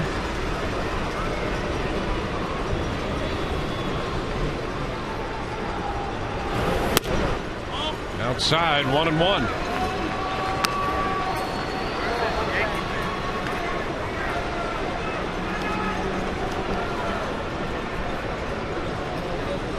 A 2-out infield hit. The Rays have a runner.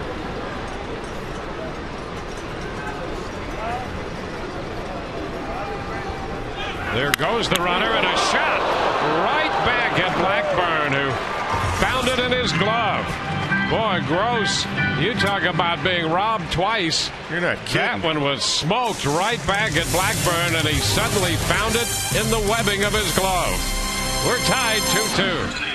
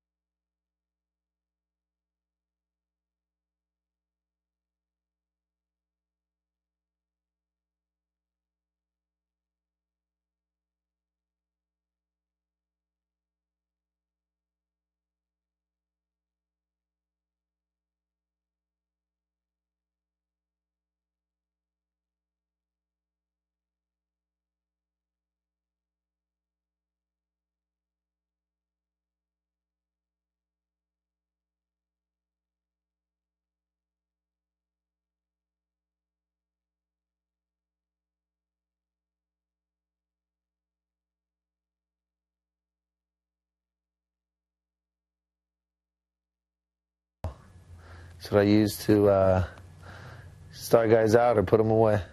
This is my two-seam fastball. This is how I break them bats and get them double plays. This is my circle change. Keep them hitters off balance. This is my curveball. This is a pitch that just keeps them off balance also. Here's my slider, hard and tight, and breaks the planes. Matt Garza with a wide variety of pitches, and we've seen him today as we start the seventh. Brendan Harris chops one out to second, and Zobrist makes the routine play. That'll be out number one. So Garza goes right to work, retiring the shortstop Harris.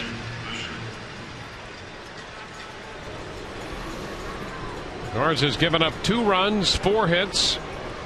He struck out 6, walked a man. The third baseman, Brian Busher, stepping in from the left side. He got him on a breaking ball in the second. He grounded out to second in the fifth. 1 ball, no strikes. Still a good pitch count, too, for Matt Garza. 86 pitches, 60 for strikes.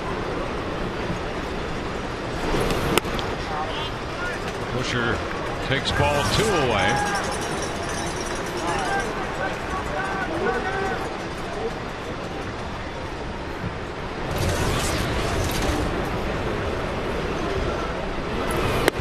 There's a strike. Back with a fastball. 2-1.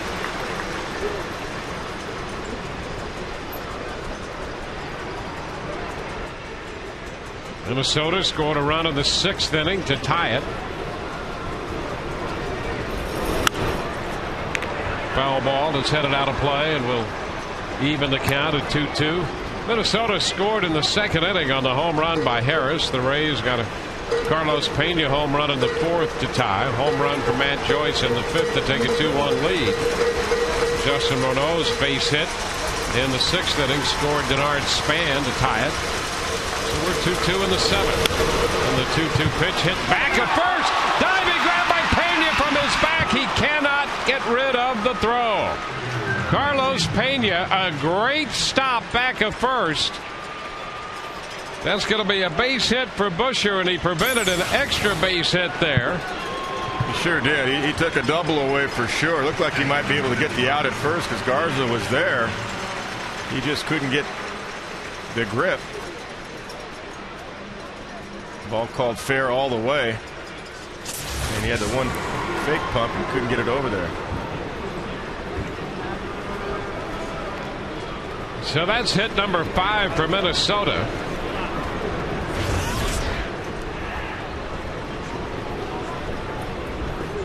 Who's the catcher? Mike Redmond. He's 0 for 2. Brignac retired him on a nice play in the 5th inning when Brignac had to come in on a ball and got him at first. Fastball is in there for a strike. Still got plenty of life on that 4-seam fastball. That 94 miles an hour.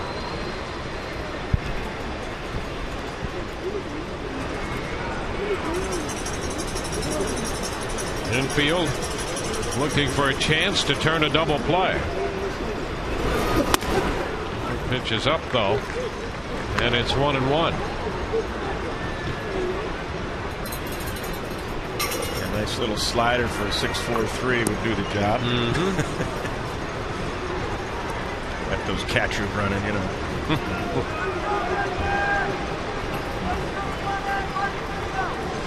Busher off first. He's high with that pitch. Another fastball, and it's 2-1.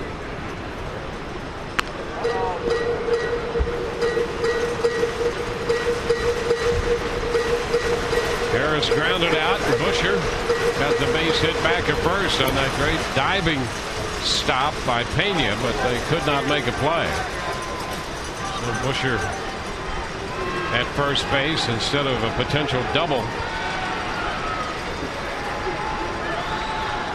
2-1 the count on Mike Redmond.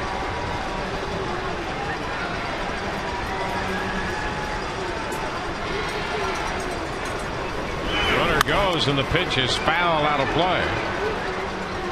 So they put him in motion. 2-2.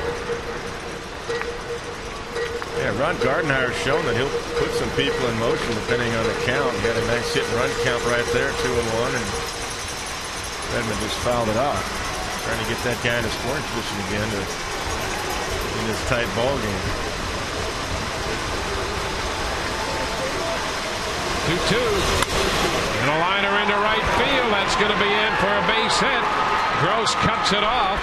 Buscher's going to go to third, and suddenly with one out, the Twins have a first and third threat.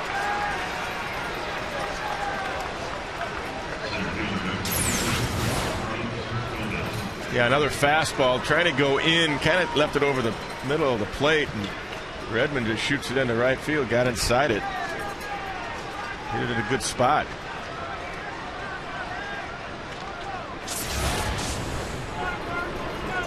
Pretty much all fastballs to Redmond. Didn't ever see that ground ball slider. The Rays were looking for. Now it's Carlos Gomez, and he's a difficult guy to double up. Yeah, I mean, you got to be thinking squeeze. Yep. Great speed. Nybar's in at third. The pitch is popped back foul out of play. Started him with a fastball. Which, if you're Garza, I mean, you got to look for the strikeout. You got to go for it here. You don't even want Gomez really to put it in play, especially on the ground.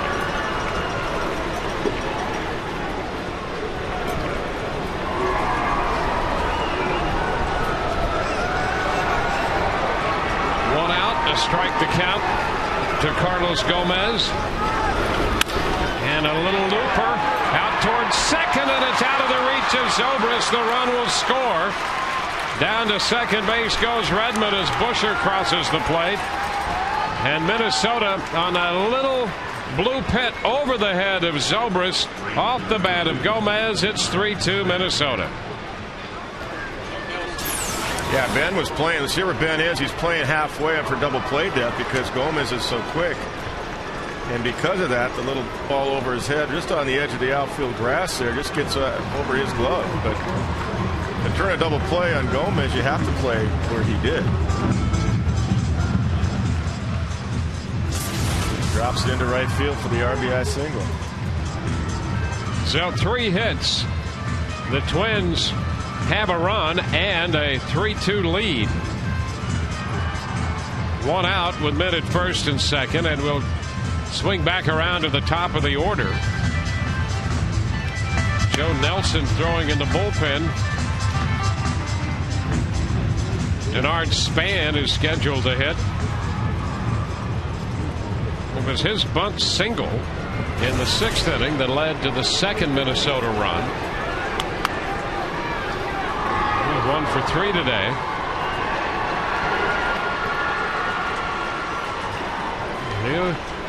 He's a battler at the plate.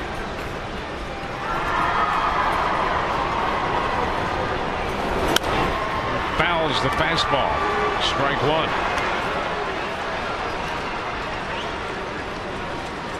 He started the game with a fly ball to left, but not until he had extended the count. He had a 10-pitch at bat in the first. He grounded to second in the third. Had that bunt base hit in the 6th.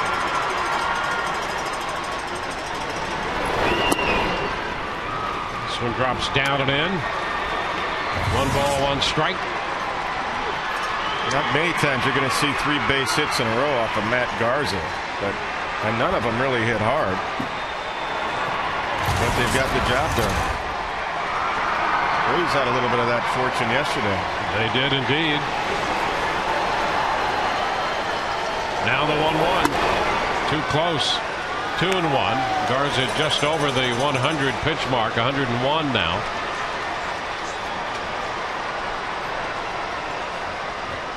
Trying to get out of trouble in the 7th and prevent any more damage from occurring. Well, Matt's got the kind of stuff he doesn't need any help. He's into trouble right now, but he certainly has the ability to get himself out of it.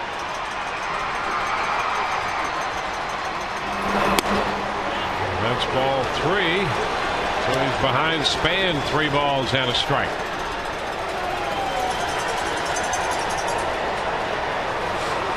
Casilla is the on deck man. The only out so far, the leadoff man, Brendan Harris, who went after the first pitch and bounced to second. Trouble since. 3-1 to Span and a ground ball shortstop. Brignac to second, over to first. That's not going to be in time. Redmond goes to third. Gomez forced at second. Brignac to Zobrist. But with the great speed, really no chance to double up Span. And Gomez got on top of Zobrist too with his great speed. And that made it tough for Ben to turn it. I don't think they would have had a shot anyway. Not a great feed by Brignac and a great pick by Pena. That saved a run. So it's first and third, 2 outs. And Alexi Casilla.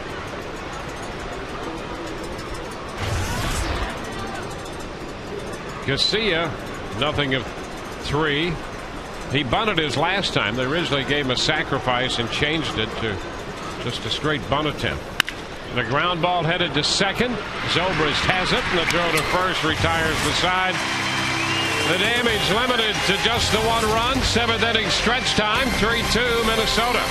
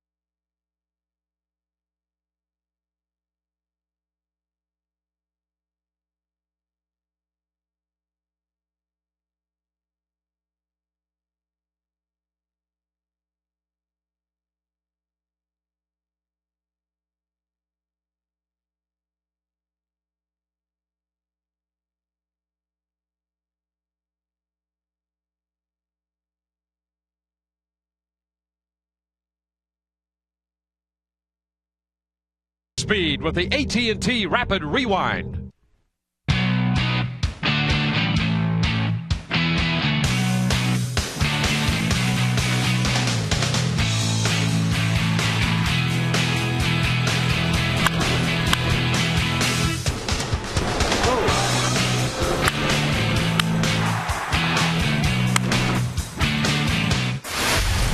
AT&T, the nation's fastest 3G network. AT&T, your world delivered.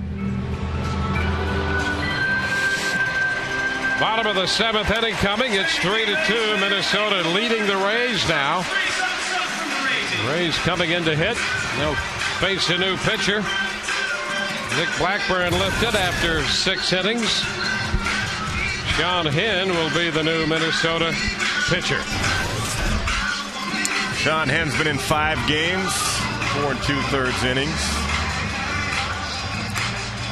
214 batting average against. The Rays will have the bottom part of the order, starting with Deoner Navarro, then Reed Brignac. Back around to the top side, Ben Zobrist. Blackburn worked 6 innings, gave up 2 runs, 7 hits, a couple of home runs, struck out 1 and walked 1. Henn worked the 3rd of an inning here Friday night. It was a nice effort by Garza to keep the game there, too, because it could have blown up a little bit. None of those balls are really hit hard, and he came back on the 3-1 count and got Span.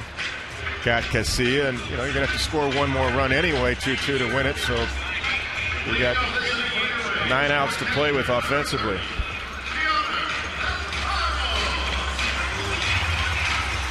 Well, DeHonor 1 out of 2, singled in the 5th inning. His average now stands at 215. He is now 12 of his last 33. So things have gotten a little better offensively lately for DeHonor. He takes the pitch, and that's in there for a strike. Joe Dillon has moved into the on-deck circle with Brignac due to hit second. So Dillon has a bat.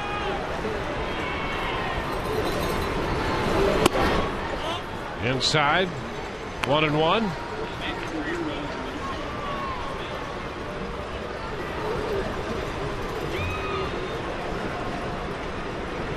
It's that time of the game, those final 9 outs. Mixing and matching going on by both managers. Foul ball out of play. It's now 1-2. Joe Madden and Ron Gardenhire. Gardenhire with the right-hander. Matt Guerrier busy in the bullpen. The Rays had Joe Nelson up in the bullpen in the top half of this inning. And that, did it get him on the foot? I don't know if he got that foot out of the way apparently, and it got the catcher Redmond instead. And Redmond shaken up. Let's see where it bit Mike Redmond. Goes down to block it. Got him right on the wrist in the palm of his hand. Above the thumb area, it looked like. Yeah, right. Oh. Right there. No protection there. I mean, he got the glove down. Ball just skipped up and got him in the meat.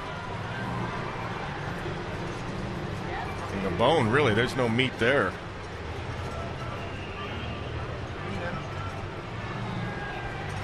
He's trying to shake it off right there, and because it is on the bone, you're never quite sure for a while. No, you're not. Those things swell up, and you. Main thing is to still be able to catch. You know, the hitting is secondary. It's being able to receive the ball correctly without favoring it. Well, he's going to stay in there. And reminder, fans, the $250,000 Mustang Money tickets now on sale. Register your non-winning tickets now through June 11th for a second chance to win. Second chance prizes include the 2010 Ford Mustang V6 convertible, an ultimate Florida baseball weekend getaway, or a $100 gas card. Visit FLAlottery.com for details. Now 2-2, and Navarro fouls one over the screen, holding the count there. Yeah, Redmond wasn't going to call another slider after that last one. Bit him on the wrist. Yeah, put it in play or foul it off, but I'm not going to catch it. And I'm not going to block it either. Comes another fastball in. 2-2, and there's a drive down the left field line. Is it fair? It is foul. Navarro turned on that pitch in. Had home run distance, but foul. Well, it just had that good sound. There's a fastball in, and he squares it up. And was hoping it would stay fair by a few feet, but it's fouled by about 1.5 feet. Across this side of the foul pole, the foul side. So the count still 2-2. And he pops this one up. Foul ball, third base side, and it's caught by Redmond in front of Busher. So Redmond went over and grabbed it. Yeah, he wasn't going to see that fastball again in. Instead, he got a slider in, and they got DeHonor Navarro way out in front. Nice play by Redmond to stay with it. Calling it all the way. So that's the first out. We're going to get a pitching change. Joe Dillon has been announced as the pinch hitter. Gardenhire out. He wants the right-hander, We'll be back with the new Minnesota pitcher in a moment. This call to the bullpen brought to you by Metro PCS. Unlimit yourself.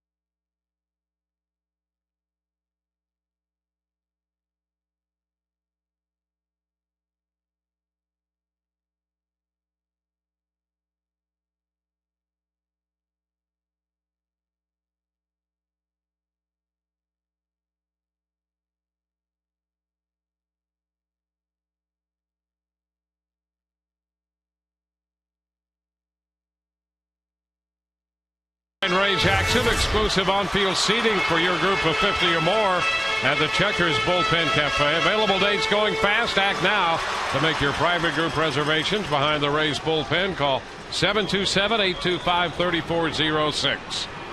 Matt Guerrier, the new pitcher. Joe Dillon, the hitter. He's pinch hitting for Brignac.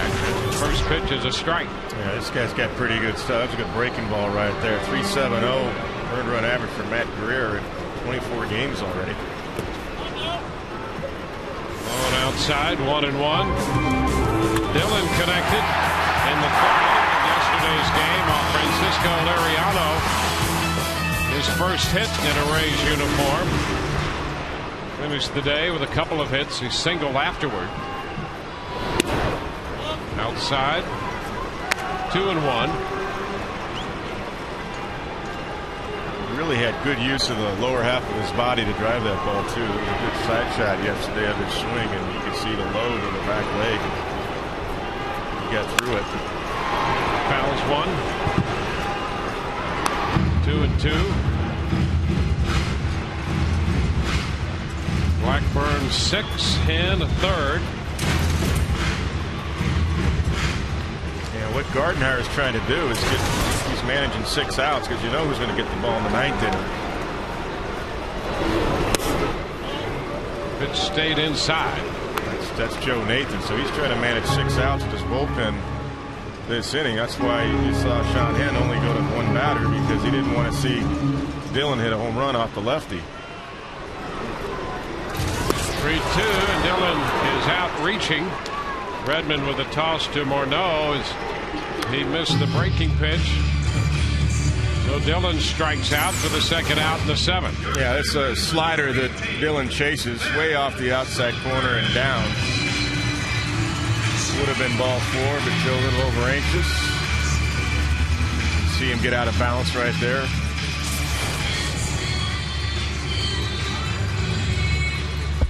Now Ben Zobrist. Ben has a base hit and 3 at bats. Takes a pitch outside. Jose Mijares, the lefty, in the bullpen for Minnesota.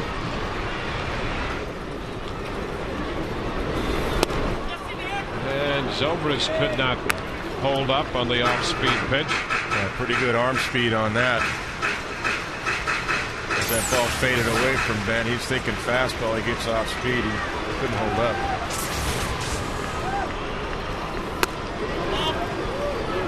Stayed wide.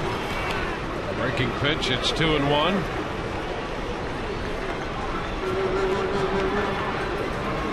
Rear can't give you that 12-6 curveball. Fastball there that Zobrist checks on. 3-1. 2 outs, bases empty. Bottom of the 7th. Rays down 3-2.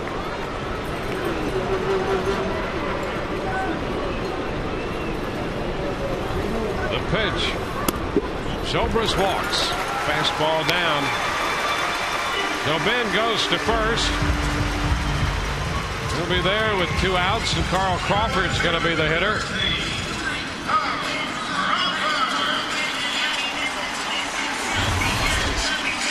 Well, Crawford is 0 for 2. He walked his last time. Redmond's going to take some time by going to the mound. Carl with 3 home runs for the year, 2 in this series. He hit one to center field Friday night, and then another one to center field in the second game of this series.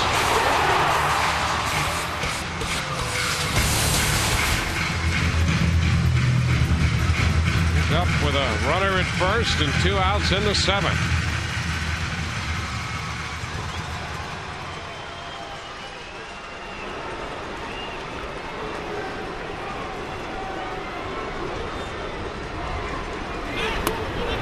Swing and a miss. Strike 1. Yeah, no free swings there. Carl's hoping he get a fastball right down the middle. The 2-seamer that sank away from him. Thought, well, why not? Why not take a shot at another extra base hit here? Got to make it 4-3. 0-2 now. Career quickly jumps in front.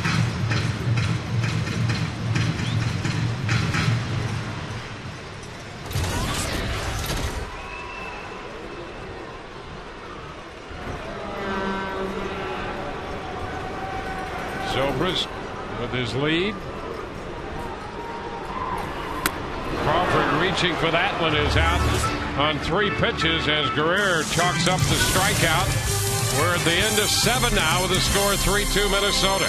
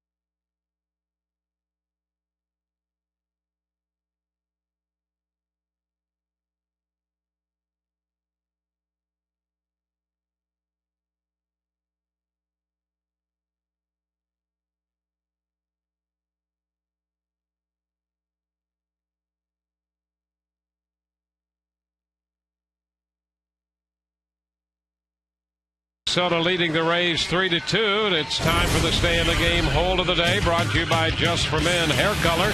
The Rays bullpen, Dan Wheeler leads with 7 holds. Brian Schaus disabled with 6. Just as these little relievers keep their teams in the game, you too can stay in the game with Just for Men Hair Color. Joe Nelson, the new pitcher for the Rays, leading off is Justin Morneau, who fouls away the first pitch. That's Joe Dillon now down at third. Ben Zobrist moves from second to short. It's Willie Ibar moving from third to second. Brignac lifted for the pinch hitter. Foul ball straight back and out of play. 0-2. Nelson jumps ahead right away. Justin Morneau. Joe going to keep the game right here at 3-2. 22 games he's been in. And run average pushes 6.5. Walks too high. 16 walks in 21 innings. That is going to lose them. And a swing and a miss. Morneau is out on strikes. So that's the way to start the 8th. Garza worked 7 innings. Gave up 3 runs, 7 hits, a home run. He struck out 6 and walked 1. Yeah, up in the zone right here, and Morneau has shown that he'll chase it up there a little bit, and he did on that one, and foul tipped right into Navi's glove.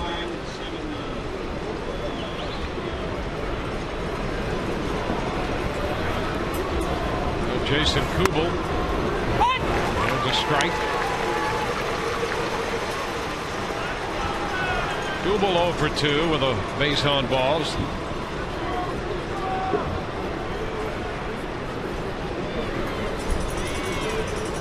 One strike. 0-2. Kubel missed the fastball up.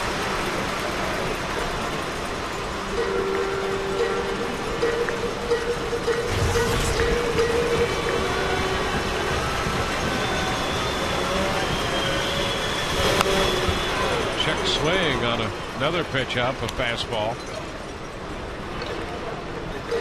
Jason Isringhausen down in the bullpen for the Rays.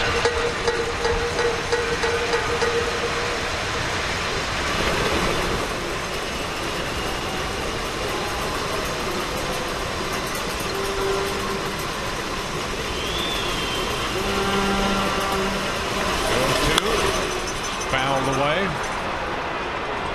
The Rays continue a steady diet of high fastballs to Kubel.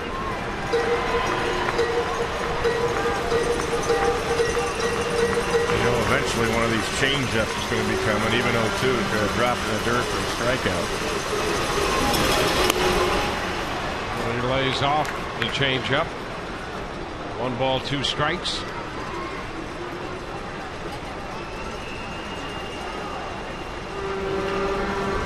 Nelson got Morneau on 3 pitches. And a ground ball right side. Ibar from the outfield turns and throws. Kubel is out of there. They got him on the change as he pulled that little ground ball toward the hole on the right side, but Ibar got there. Joe Madden comes out of the dugout. He's going to make a pitching change. So Nelson got Morneau and Kubel, and we'll go to the bullpen. Back in a moment.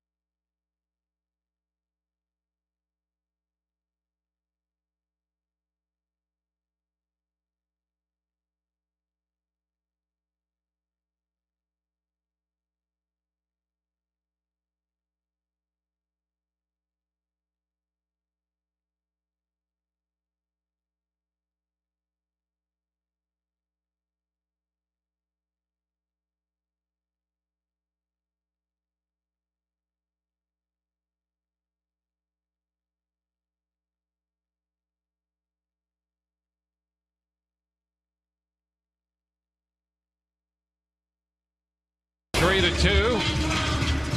A solid team performance from SunTrust. A good pitch. The changeup and a nice play by Ibar, ranging from second. to get Kubel for the second out. Well, you better be versatile on this ball club, huh? You can play every position out there. Nice play by Willie.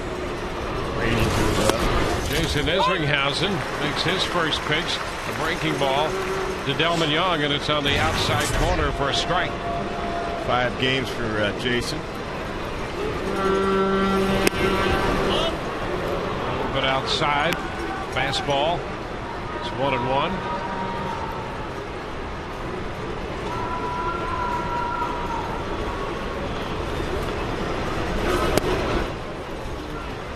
Two and 1. Garza for 7. Joe Nelson got the 2 men he faced. In effect, Madden utilizing Nelson as a left-hander. Swing and a miss. Fastball with a little more on it. He threw it by Delman Young. Yeah, last 2 fastballs were clocked on the gun here at 94 and 93. That's good news. More like what Jason Isringhausen used to throw. Cardinals. Throws this one into the dirt. Full count.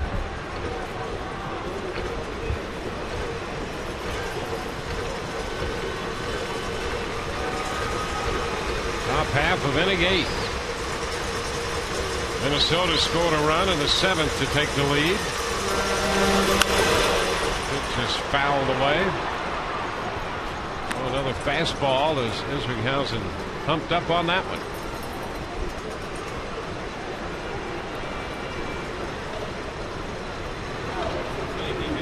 It's J.P. Howell for the Rays bullpen.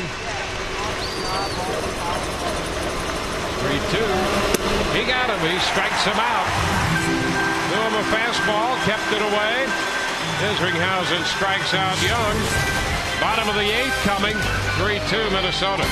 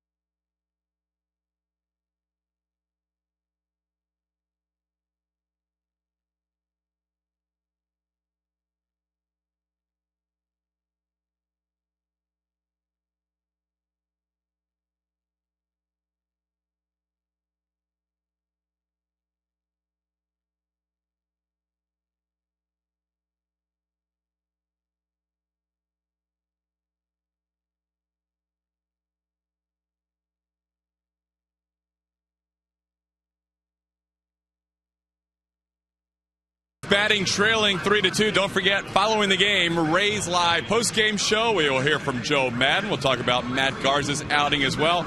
We're going to look for one more sign here on Kid Sunday, guys. Back to you. All righty. 3-2. The Rays are down as they come into hit in the bottom of the 8th inning. They'll have Evan Longoria, Carlos Pena, and Willie Ibar coming up against Matt Guerrero. Looking for his first hit of the day. Drove the ball deep to center in the 4th inning. A strike to count.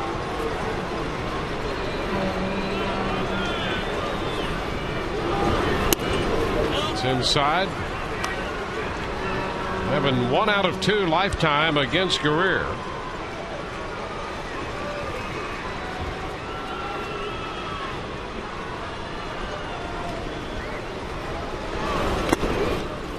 Two balls and a strike. Guerrero came on, got a couple of strikeouts around a walk in the 7th inning.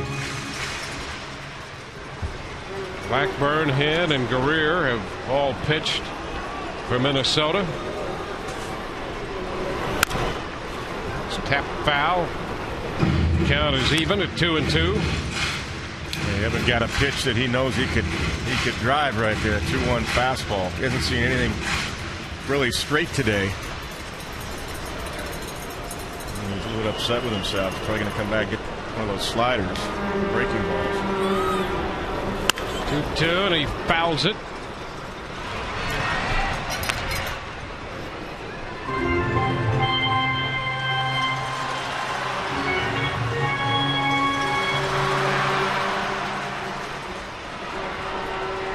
Minnesota with a 7th inning run to break a 2-2 tie. And Longoria fouls this one. So the count holds at 2-2. This series will continue Tuesday. This homestand, this series ends today, but the homestand continues Tuesday with the Kansas City Royals coming in. We'll be with you Tuesday night beginning at 6:30 with our coverage on Sun Sports. Now a full count. 3-2 to Evan Longoria. I tell you, he has seen nothing straight. Yep. He's fighting with all this two-seam movement and sliders. 3-2. He fouls it again. So this is a battle here. I mean, they're running everything in on his hands with the two-seamers. Their sliders away. Pitches per at bat right there. 9, 6, 4, and 8 right now. Number 9 coming up. This is back. And another one fouled. He's battling here in the 8th inning to lead it off against Matt Guerrier. Yeah, that's a tough one to lay off. I've had a little cut action to it. 89, probably a ball, but too close to take. Hoping to get one mistake. And he draws the walk. Boy, that was a great at bat. That was. To draw that walk. Yeah, that was a super at bat. Because nothing, I mean, no four-seamers, nothing straight to Evan Longoria all day long, really. Gardenhire out to make a pitching change with Carlos Pena's left-handed bat due up. Back in a moment.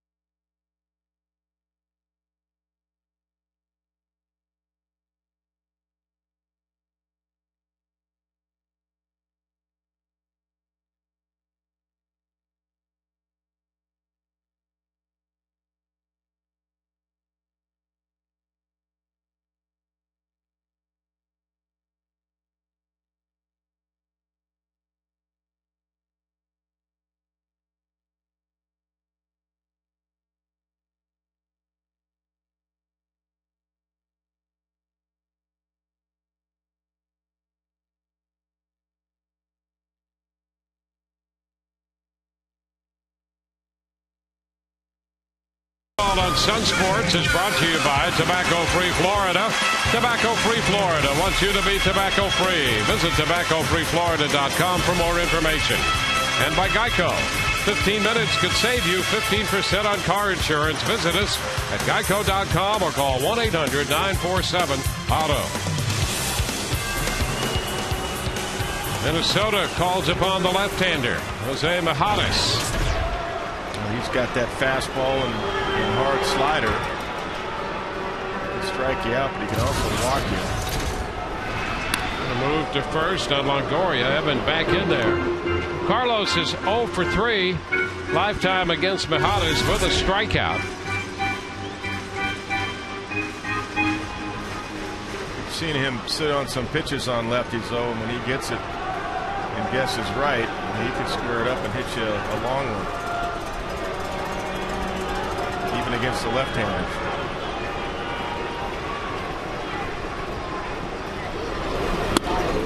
Pitch inside. I was watching Carlos while Majerus was warming up, and he was timing him off the on-deck circle. He was really locked in, trying to get his timing down and his load down off of Majerus' delivery. Really focused. He's looking for one pitch right here. 1-0 pitch. That's a strike, caught part of the edge. See, that changes the whole at bat right there, because that ball looked like it was off the outside corner. Carlos not happy with that. Got to regroup. A 1-1 count. The Indians scored a run in the bottom of the ninth to beat New York 5-4.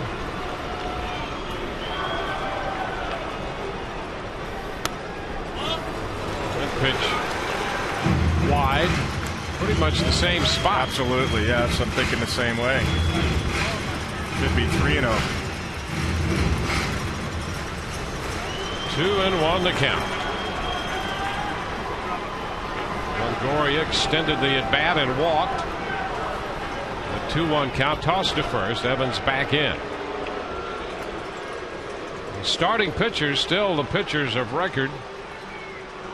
Blackburn for Minnesota, Garza for the Rays.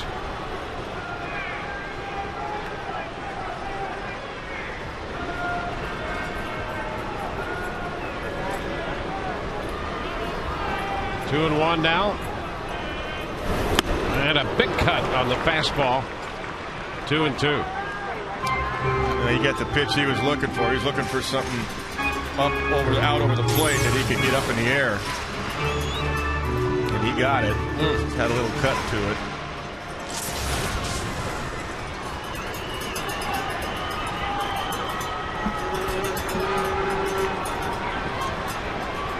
Rays have hit 2 home runs today. Pena hit 1 in the 4th. Joyce hit 1 in the 5th. And a high popper infield. Majerus back now coming in front of the mound, and he made the catch and falls on the mound. Majerus made the catch. Wow, and what a trip that was. You're not kidding. I mean, there's nothing really Evan Longoria could do anyway, even if the ball did hit the mound, unless it caromed off. Evan would have been able to get the second, but this is a circus right here, and then losing it in the roof probably. There it is, coming out of the roof. It's tough to pick up and tough to stay with, but if any team is used to pop-ups, not that Majerus is, but it would be the Twins, because they had the same issue in their dome stadium with the white background up on the roof. Well, it's tough enough for a pitcher to catch a pop-up anyway. It's tough. I mean, he was behind the mound, off the mound, back around in front of the mound, caught it, and then wound up sprawled on the mound. Here's Willie Ibar. That's a strike. You talk about trying to get a pitcher off the mound. The Rays did, and then he was all over the mound. Nobody else saw it either. Give Yeah. Majerus credit. I mean, he stayed with it. Nobody else on the infield, I think, had a shot at it. They couldn't see it. They said, go to it, Jose. Upstairs, 1-1. Not a lot of at-bats for the Rays against Mijares. In fact, the only hitter on the Rays club with a hit off Mijares is Ibar, and he's 1 for 2.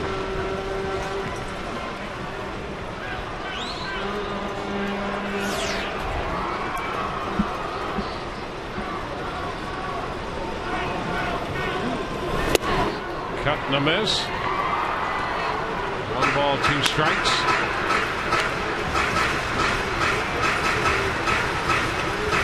We're in the 8th. Runner at first with 1 away.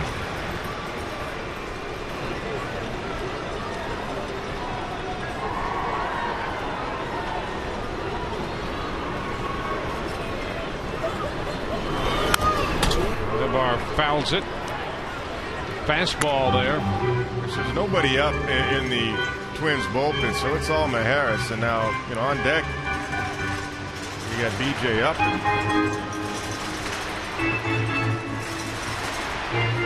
Which is the right move. I mean, that's exactly what you should be doing.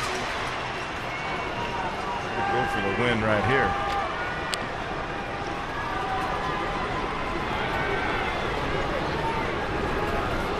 Longoria with the lead and the pitch. Swing and a miss. Ibar is out on strikes on a slider. 2 gone. And now B.J. Upton will pinch hit for Matt Joyce.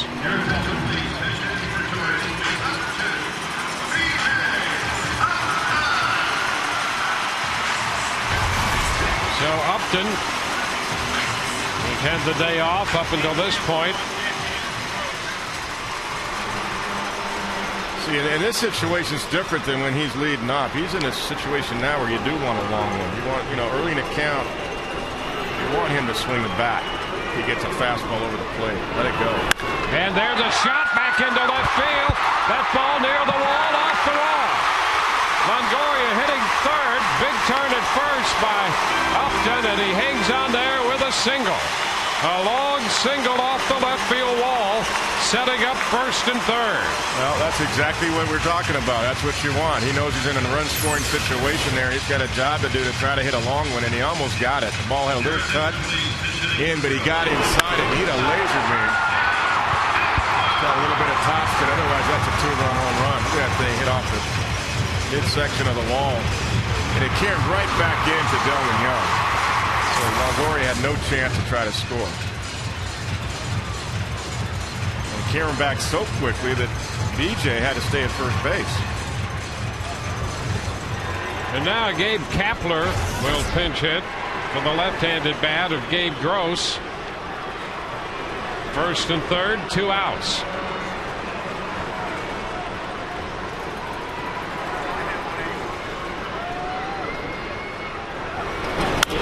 And he fouls it up the right side. Strike one.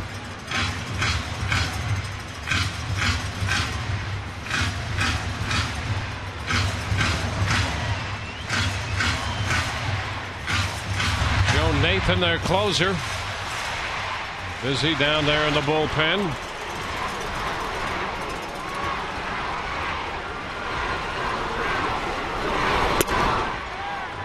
Pitch away. 1-1.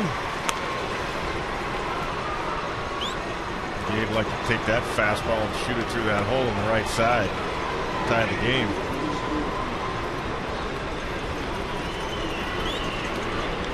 A lot of room up the middle too. Nice ground ball up the middle. You got a base hit. Look at the hole up the middle. It gets past Majerus. A foul back. A fastball. Fouled it. 1-2. Fastball had plenty of the plate. And Casillas playing way over on the right side because there is a hole with BJ at first base. See how far over he is. I mean, there's plenty of room if Gabe can get one up the middle. BJ could actually probably beat a ball to second base. 1-2 is foul back. Another fastball.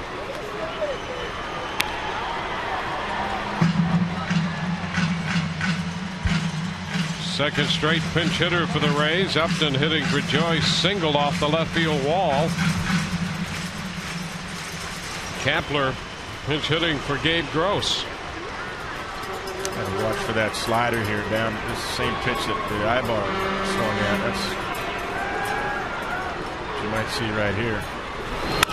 And a ground ball headed to short.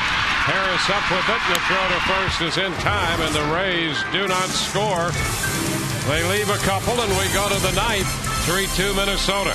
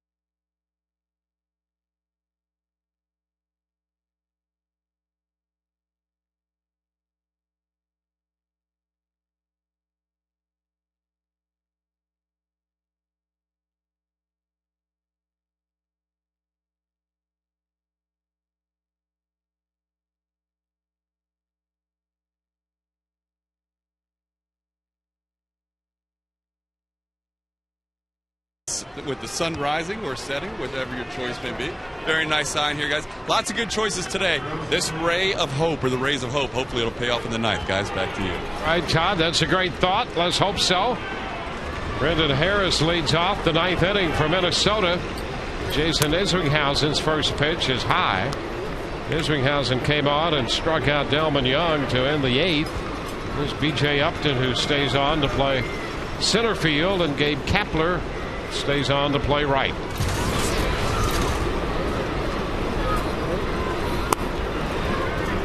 It's low. 2-0.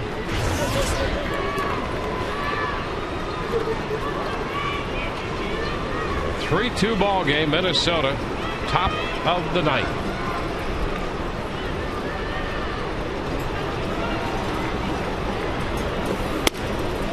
Isringhausen throws a strike. Right now, the difference in this game is that bloop single by Carlos Gomez in the seventh that scored Brian Busher. Gomez got one just over Zobrist's head at second base. Inside, 3-1.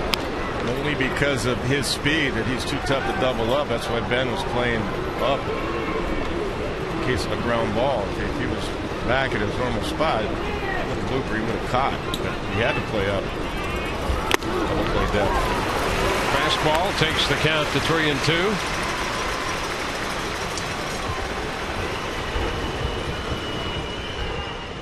Red Sox have beaten the Blue Jays 8-2. So Boston now a half game back of New York.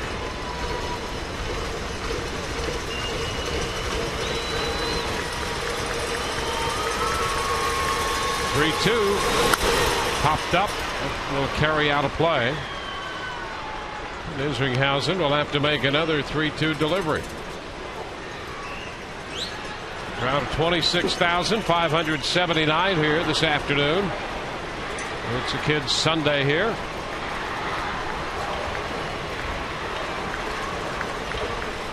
And a 3-2 count. And just a little piece of that one. That caught Navarro. And Harris is still alive. Yeah, pretty good little slider right there.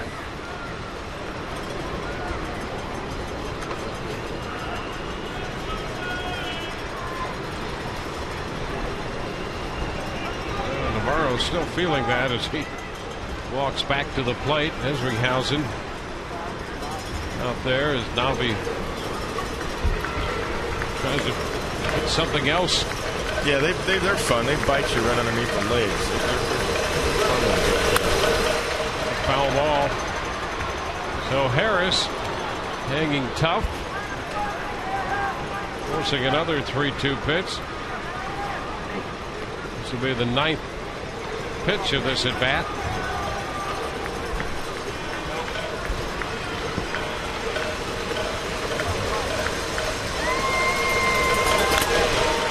Foul ball again.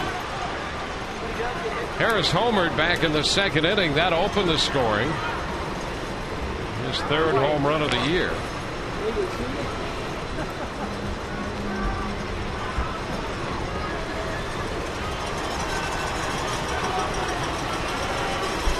Garza for 7. Nelson 2/3. Isringhausen now. Chopper, shortstop. Zobrist charges, throws to first, and it gets away from Pena. That pitch, that throw toward the foul side of the bag and down toward the line. And that'll be an error charged to Zobrist. Harris opens the ninth inning with this play. Yeah, he had a little sailing action right there. And Carlos has already seen one of the runners for the Twins Friday night come in and take his glove off and almost could have really sprained his wrist. So he really had to protect himself there on that one with the runner right on him. It's the first error of the year charged to Zobrist. He's played all over the place, 6 different positions. Now Brian Busher. Pitch away.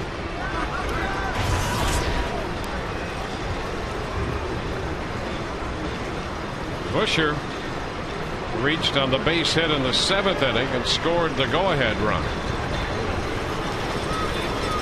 Moved to first. Harris back in. You could see Ron Gardenhire. He likes to move the runners when he gets the count. He's got the count right now, so that's why the Rays threw over to the first base. He'd like to get a little insurance run for Joe Nathan. Foul back. I think he thought a hit and run was on because he swung at a ball up and he looked over at first and he looked down at the third base coach. He chased a high pitch there. I think somebody missed a hit and run. And it was the first base. Actually, the first base coach of the Twins was talking. So he's swinging at a bad pitch. Why don't you take a look? And now over to the third base coach. And I just saw the first base coach talking to Harris. I think that was a hit and run. Now the runner's in motion, and the pitch is skied to left. Crawford going back. He'll make the catch. Harris retreats to first. Well, now I know it was a hit and run for sure. Well, you could tell by the swing on the 1-0 pitch. And as I said, Ron Gardenhire wants to get somebody in scoring position with one out, and the execution wasn't there. So that's what Ronnie's talking about right there. He's upset. See, that's what upsets Ron Gardenhire is lack of execution. Those are mental mistakes. When you miss a hit and run sign, those are the things that get managers upset and cost you ball games. Mike Redmond, the catcher. And the other thing that he was upset about, when you do get a hit and run sign, try to hit it on the ground.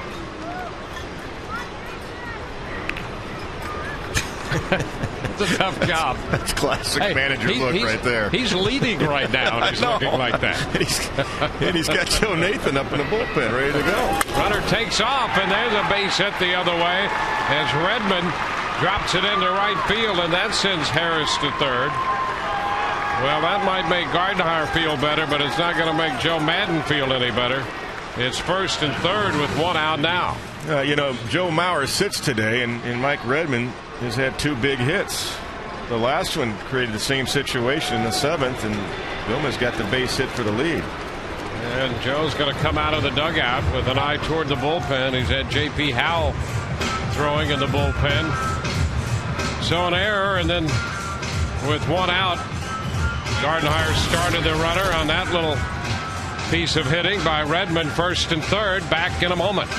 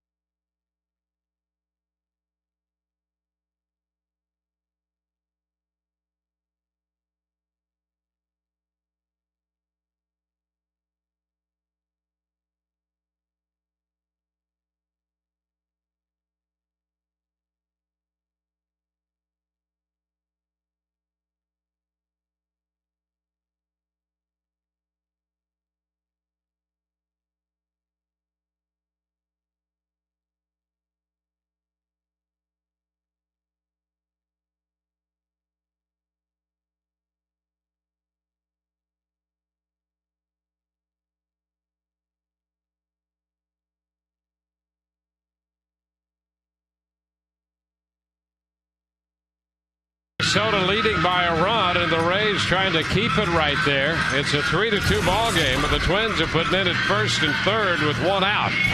J.P. Howell gets the call. Yeah, and you got to be careful right now. JP's done a really nice job. 29 strikeouts in 25 innings. He'd like one of those right now, but you got to be careful first pitch squeeze after a bullpen change like that with Gomez up there. And Harris at third base, trying to get one more run across for a 2-run cushion. Well, Gomez had 30 bunt hits last year. In the first pitch, he swings and lifts a foul up the right side, out of play. Strike one. Gomez tried a little swing bunt back in the third inning and was retired. Got the bloop single in the seventh, though, and that gave Minnesota a 3-2 lead. He's 1 for 3 on the day.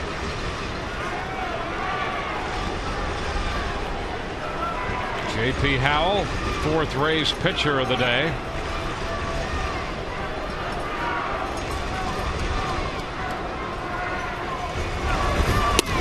That's a strike. 0-2. That's what JP's looking for. Strikeout right here.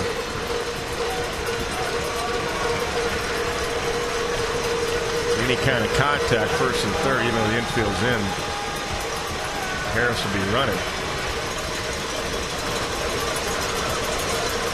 2-strike pitch. And he got him. He struck him out. Boy, that's a great job by J.P. Howell. He got exactly what he needed there. Yeah, let's take a look at the strikeout pitch right there. Look at this bottom falling out right there. Gets Gomez to chase.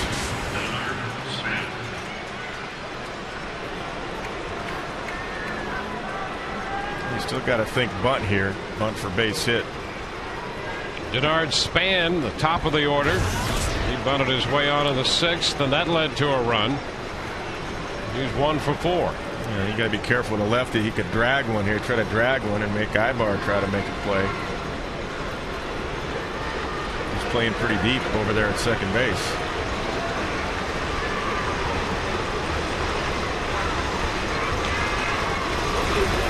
And the pitch takes it all the way in low. No ball and no strikes.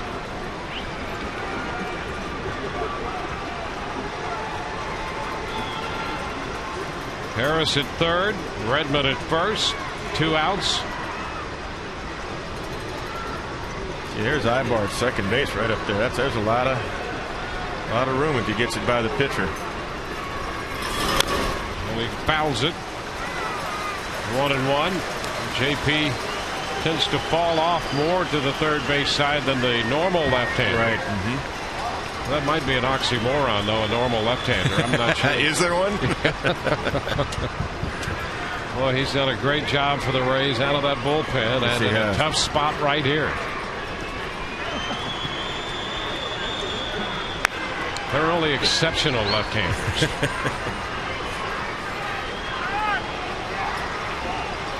1-1 the count.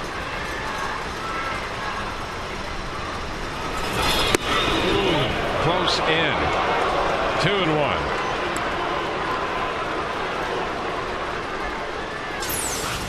Take a look at this pitch right here. Navarro setting up in. That's a good looking pitch. And Hoy says no, inside. And Navi tried to bring it back in a little bit too. Boy, when the umpire's in that slot between the hitter and the pitcher, it's tough to get that call. Yeah, they usually don't miss it because their eyesight's right over the inside corner. 2-1. It's a little bit away. Now it's a 3-1 count. Take a look at this one. Didn't get it in, didn't get it away. That's definitely away. The other one was much closer. Yeah, that ball 2, that's crucial because it goes from 1-1 to 2-1 instead of 1-2. Exactly. 3 balls and a strike to count. And you got to paint in this situation. 3-1. You got to make a pitch. Full count now. The thing that makes Howell so difficult, I think it's just tough for hitters to identify his pitches. I agree. Yeah, he hides the ball well, and he's got good arm speed on his curve and his changeup and his fastball. And I just think he's deceptive. He's got a good tuck there. Look at that. And the bottom falls out.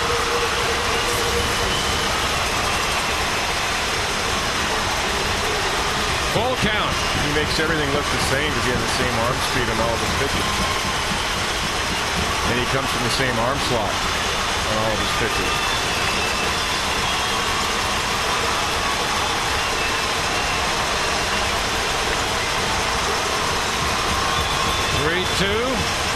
The pitch, and it's down. So he walks Span. He was very careful. The bases are loaded now with 2 outs. Came right back with the breaking ball right there. That's a nice job by Navarro getting both knees down to block that up with the runner at third.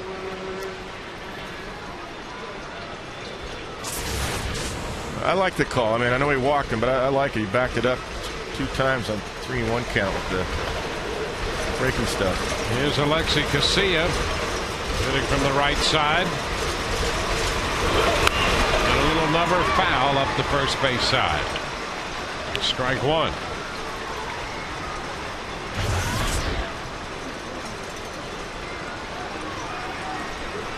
Casilla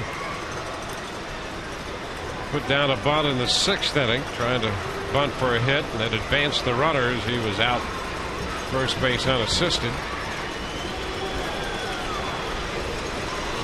4 ground balls from him in this game.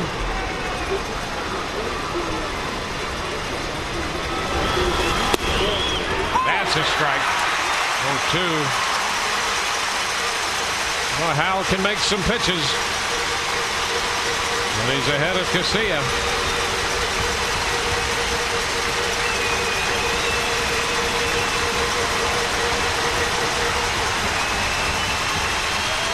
Minnesota runners on every base. 2 outs. 2 strikes to Casilla. Howell's pitch. He got him. He struck him out. J.P. Howell strikes out Casilla to leave the bases loaded. We'll go into the bottom of the 9th inning. The score 3-2 Minnesota.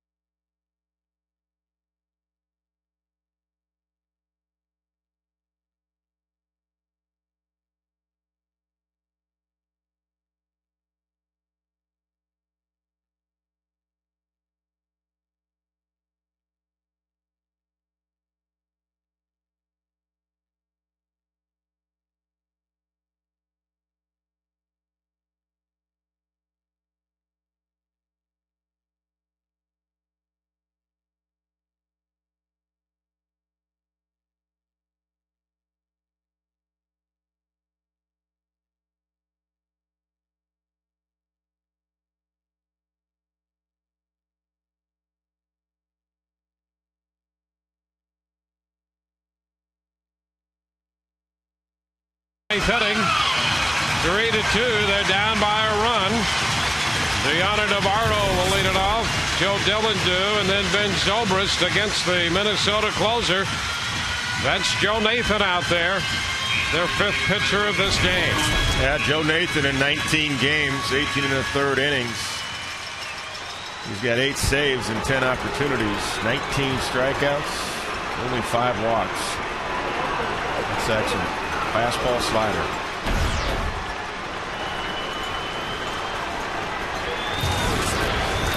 There's Navarro. And the pitch is wide. 1 ball, no strikes.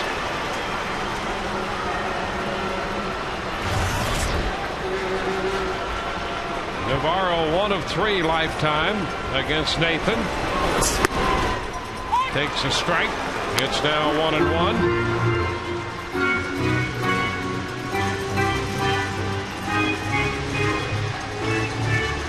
Dillon, who's on deck, has never faced him. A little popper back of third. That's going to be foul and will carry out a play. 1 ball, 2 strikes. 93 with the fastball. That was an 86 slider. That's Joe Nathan. That's his stuff right there. 3-8-0 for Minnesota with 8 left. 2-8-1 for the Rays with 8 left. Rays hitting in the bottom of the 9th.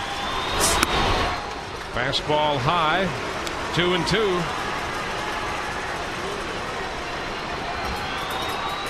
They're trying to make Navarro stay in the big side of the ballpark opposite field. He has shown he's been squaring up some fastballs in. The 2-2. He struck him out. He hurried up that fastball and got it by Navarro in the mid-90s. Yeah, up and away.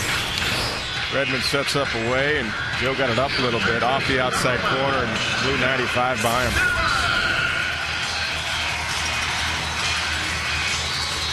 One away, and here's Joe Dillon.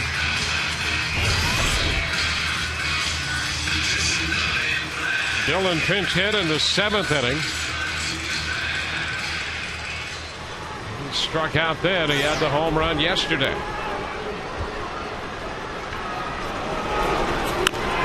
It's a little number. First base side. Nathan with the pickup and the throw to first in time. Nathan 2 more no. And so that's the second out. 2 up, 2 down, and the Rays' final hope will rest in Ben Zobrist, who hit this home run off Nathan up in Minnesota. In fact, Ben is 2 for 2 lifetime with that home run off Joe Nathan. Nathan gave up that home run, but wound up the winner in a 4-3 final up there. And Ben takes a strike.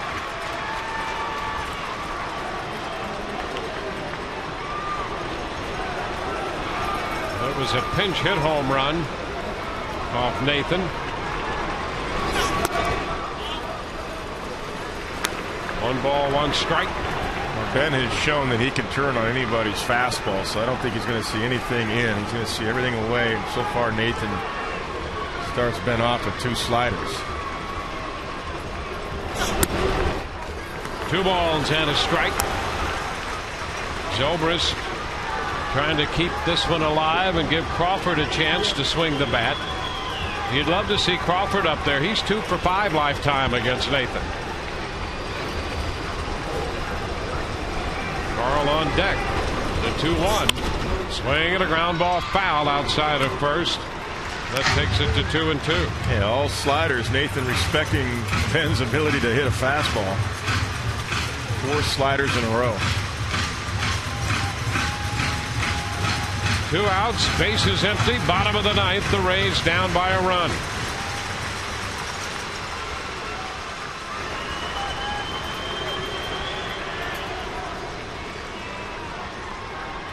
The 2-2. He got him. A slider again, and Zobrist is out on strikes to end this game. Just a little over 3 hours to play it. Blackburn will pick up the win.